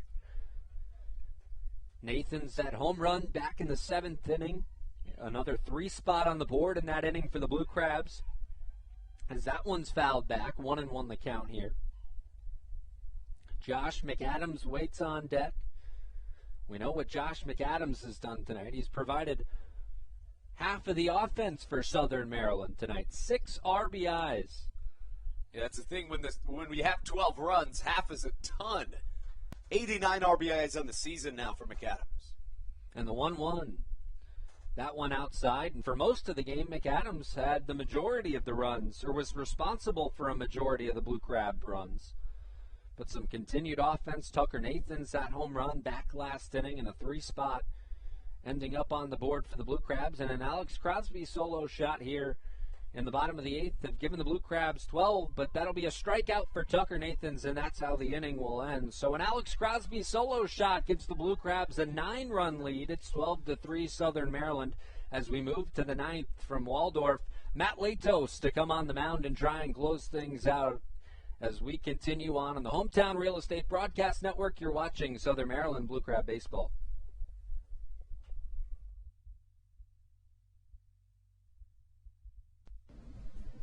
This is Dalton Geeky, and you're listening to Hometown Real Estate Broadcast Network. There's nothing quite like when the Blue Crabs retire the side. And Wealth Management Partners, they're on your side for your retirement planning needs. It's never too early to start planning your retirement. Talk to the experienced financial advisors of Wealth Management Partners located right here in Waldorf. Call them today at 301-885-0955. Again, Wealth Management Partners. Call them today at 301-885-0955. Weiss Markets is a proud sponsor of the Southern Maryland Blue Crabs and has been since their inaugural season in 2008. Weiss Markets also presents one of the Blue Crabs' best and most famous promotions every single year. Kids can get in free to every single Blue Crabs game of every single year simply by wearing a jersey thanks to Weiss Markets. Weiss Markets can help you with all of your game day needs for a great price. Stop in at your local Weiss today. Eat better, spend less. That's wise. Weiss Markets is a proud sponsor of the Southern Maryland Blue Crabs.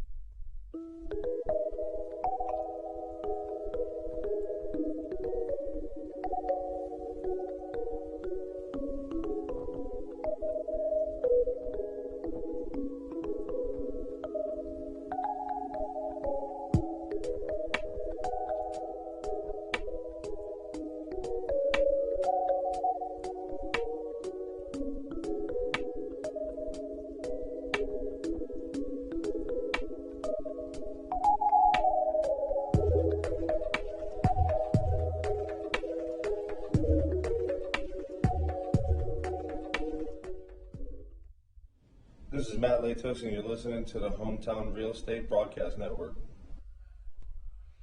So Matt Latos on the mound to try and close things out for the Blue Crabs here in this top of the 9th inning. 12-3 Southern Maryland over the High Point Rockers.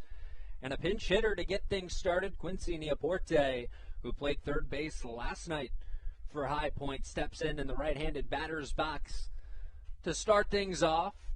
Latos looking to close down the 75th career win for Daryl Thompson, which will set the record all-time in the Atlantic League, as Latos kicks and deals. His first pitch is upstairs for ball 1. Latos in a non-save situation, but obviously with every game being important here in a playoff race, Latos has got to get the job done here. 1-1 the count. Latos 2-5 with a 3.03 ERA this season, and his 1-1 pitch. That one a fastball that catches the outside corner for strike 2, so 1-2 the count on Latos. Looking at that York and Charleston game once again, 6-3 York advantage in the top of the 7th with 2 down. As Latos gets the signs from DeLuca and his 1-2 offering. Up and away, 2-2 the count. Looking at the Long Island-Lancaster game, Long Island now with a 4-2 advantage as they have put 1 on the board so far in the top of the 8th inning out there in Lancaster. But the Blue Crabs winning, and that's the most important thing right now, is the 2-2 from Latos is fouled straight back by Niaborte. And so we'll do it again at 2-2.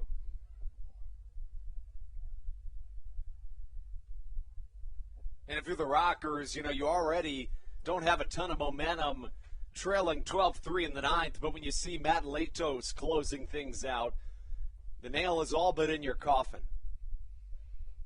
And that one swung on and missed. A strikeout for Matt Latos to get things started here in the top of the ninth inning. First out, 2 more to go for Matt Latos and the Blue Crabs to secure a win. So now Jay Gonzalez to the plate. Playing right field, number 27 is 2 for 3 tonight. A productive night for that bottom third of the Rocker order, much like the Blue Crab order, but only 1 RBI in that part of the order. 2 for 3 for Jay Gonzalez, 2 for 3 for Michael Galino, and 1 for 3 for Giovanni Alfonso as the first pitch misses for ball 1.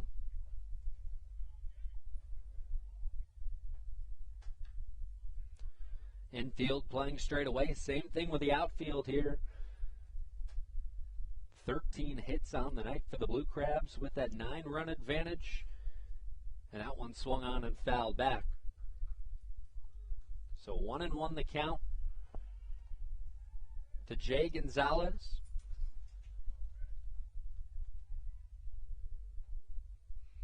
And Latos back on the rubber as he rocks, kicks, and fires.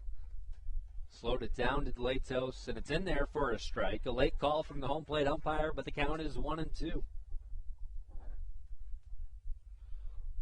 Looking at the player breakdown tonight, the way Daryl Thompson closed out the game, used the 4-seam fastball 55% of the time. Usually uses that fastball a little more as the 1-2 from Latos bounced in there, gets away from DeLuca. And so 2-2, the count moves to even. Used that changeup 15% of the time, did Thompson. Slider 15% of the time as well. And he also used the curveball just under 15% of the time at 14% of the time.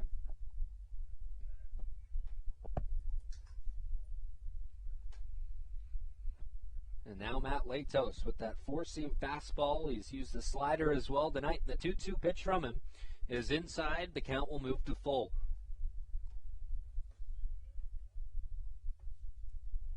Latos in a rare non-save situation for the second night in a row. The 9-year MLB veteran looking to get things done.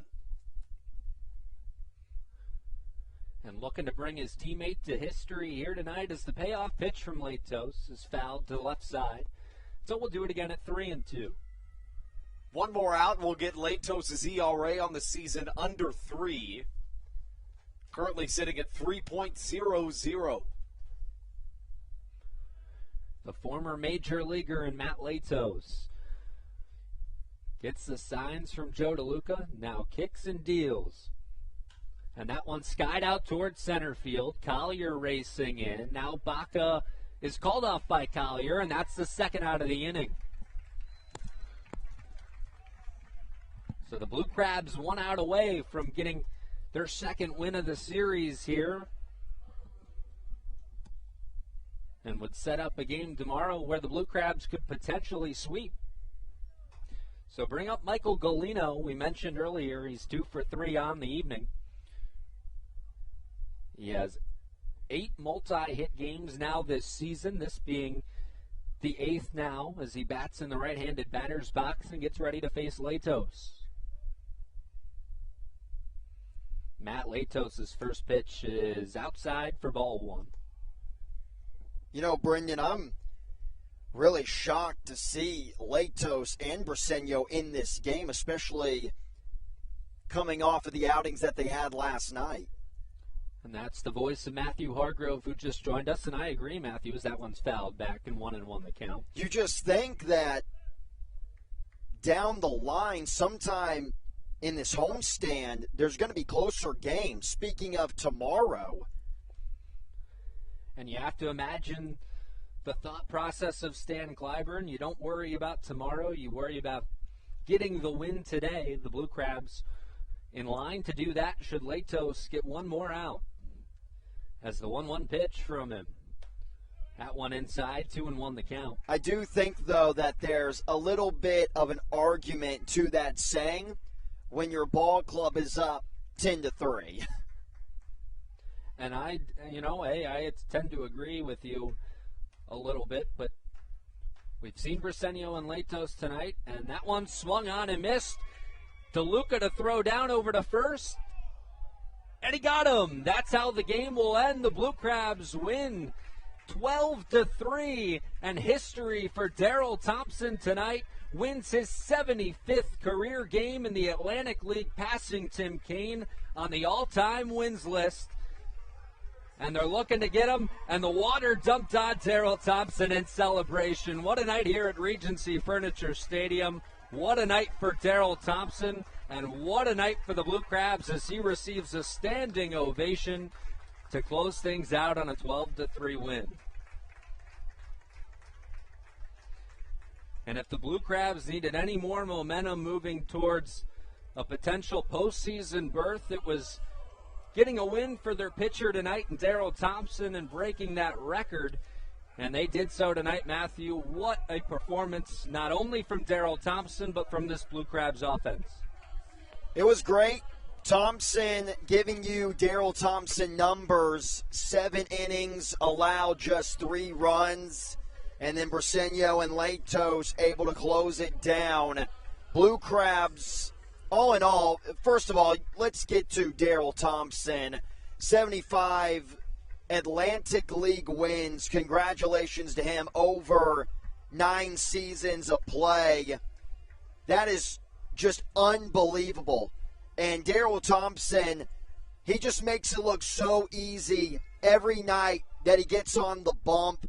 And what I've been so impressed with seeing him in just the short time that you and I have been here in Waldorf, Maryland, is that Daryl Thompson is willing to go the distance. And if he has to throw 130 pitches to get the win for his ball club, so be it.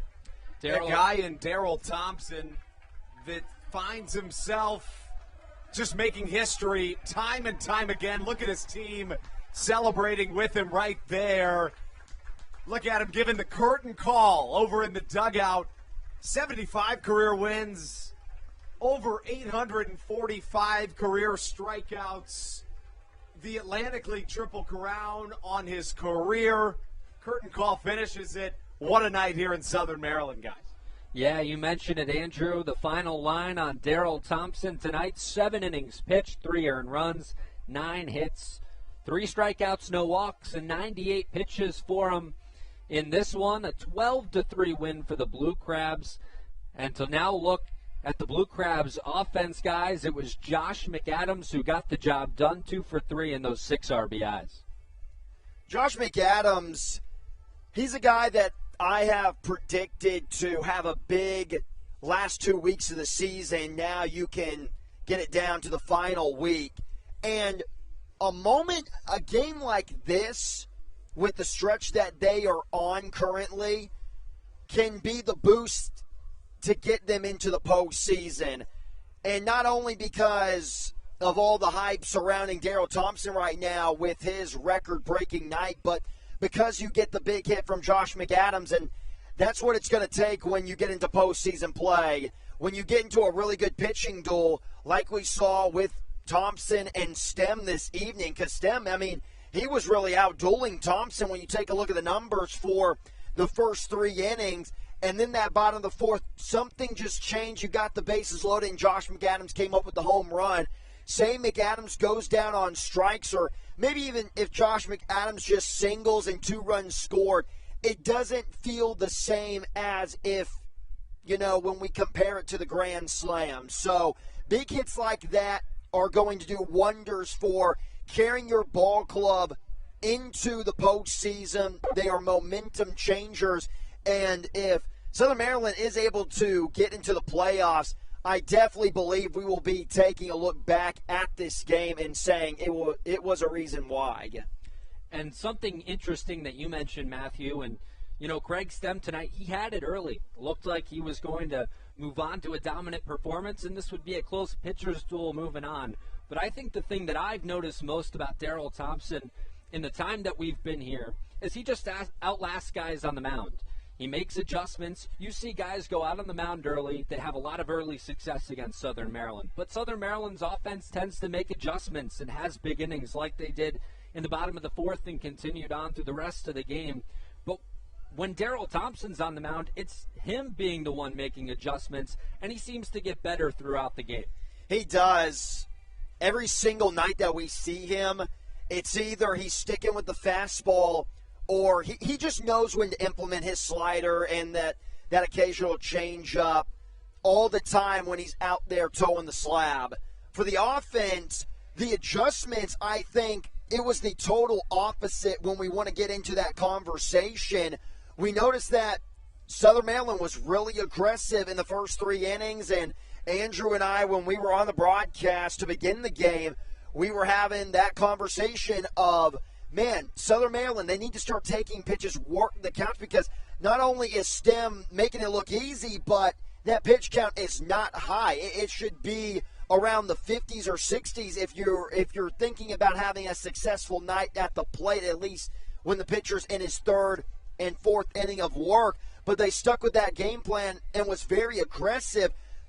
The most patience that I saw out of any guy was in that Josh McAdams grand slam at bat. Took a really tough slider in order to end up getting that home run. And before that, he looked all kinds of confused on an earlier slider. So, again, tip of the cap to Josh McAdams.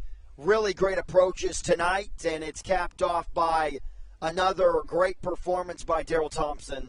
Yeah, what a night it was. And one last look around the Atlantic League as the Blue Crabs obviously in that postseason push. Long Island on top of Lancaster right now in the bottom of the 8th inning, 5-2. And York leading Charleston now in the bottom of the 7th, 6-3. So some games to keep your eye on around the Atlantic League as the night continues. But your Blue Crabs victorious tonight, 12-3. And most importantly, Daryl Thompson, the 35-year-old right-hander, comes up with win number 75, breaking Tim Kane's record for all-time wins in the Atlantic League. So we'll leave things at that for tonight. Once again, a 12-3 win for the Blue Crabs over the Rockers. Tomorrow it'll be Colton Mahoney getting the ball at 8-6 with a 6.80 ERA against Tommy Lawrence, the right-hander for the Rockers, 10-4 with a 5.04 ERA. So what a night it was. Daryl Thompson breaking records. The Blue Crabs getting a win in this postseason push. And we'll see you back here tomorrow on the Hometown Real Estate Broadcast Network for more Blue Crabs baseball. For my partners, Matthew Hargrove and Andrew Banstra, I'm Brendan Casera saying good night. And let's go Blue Crabs.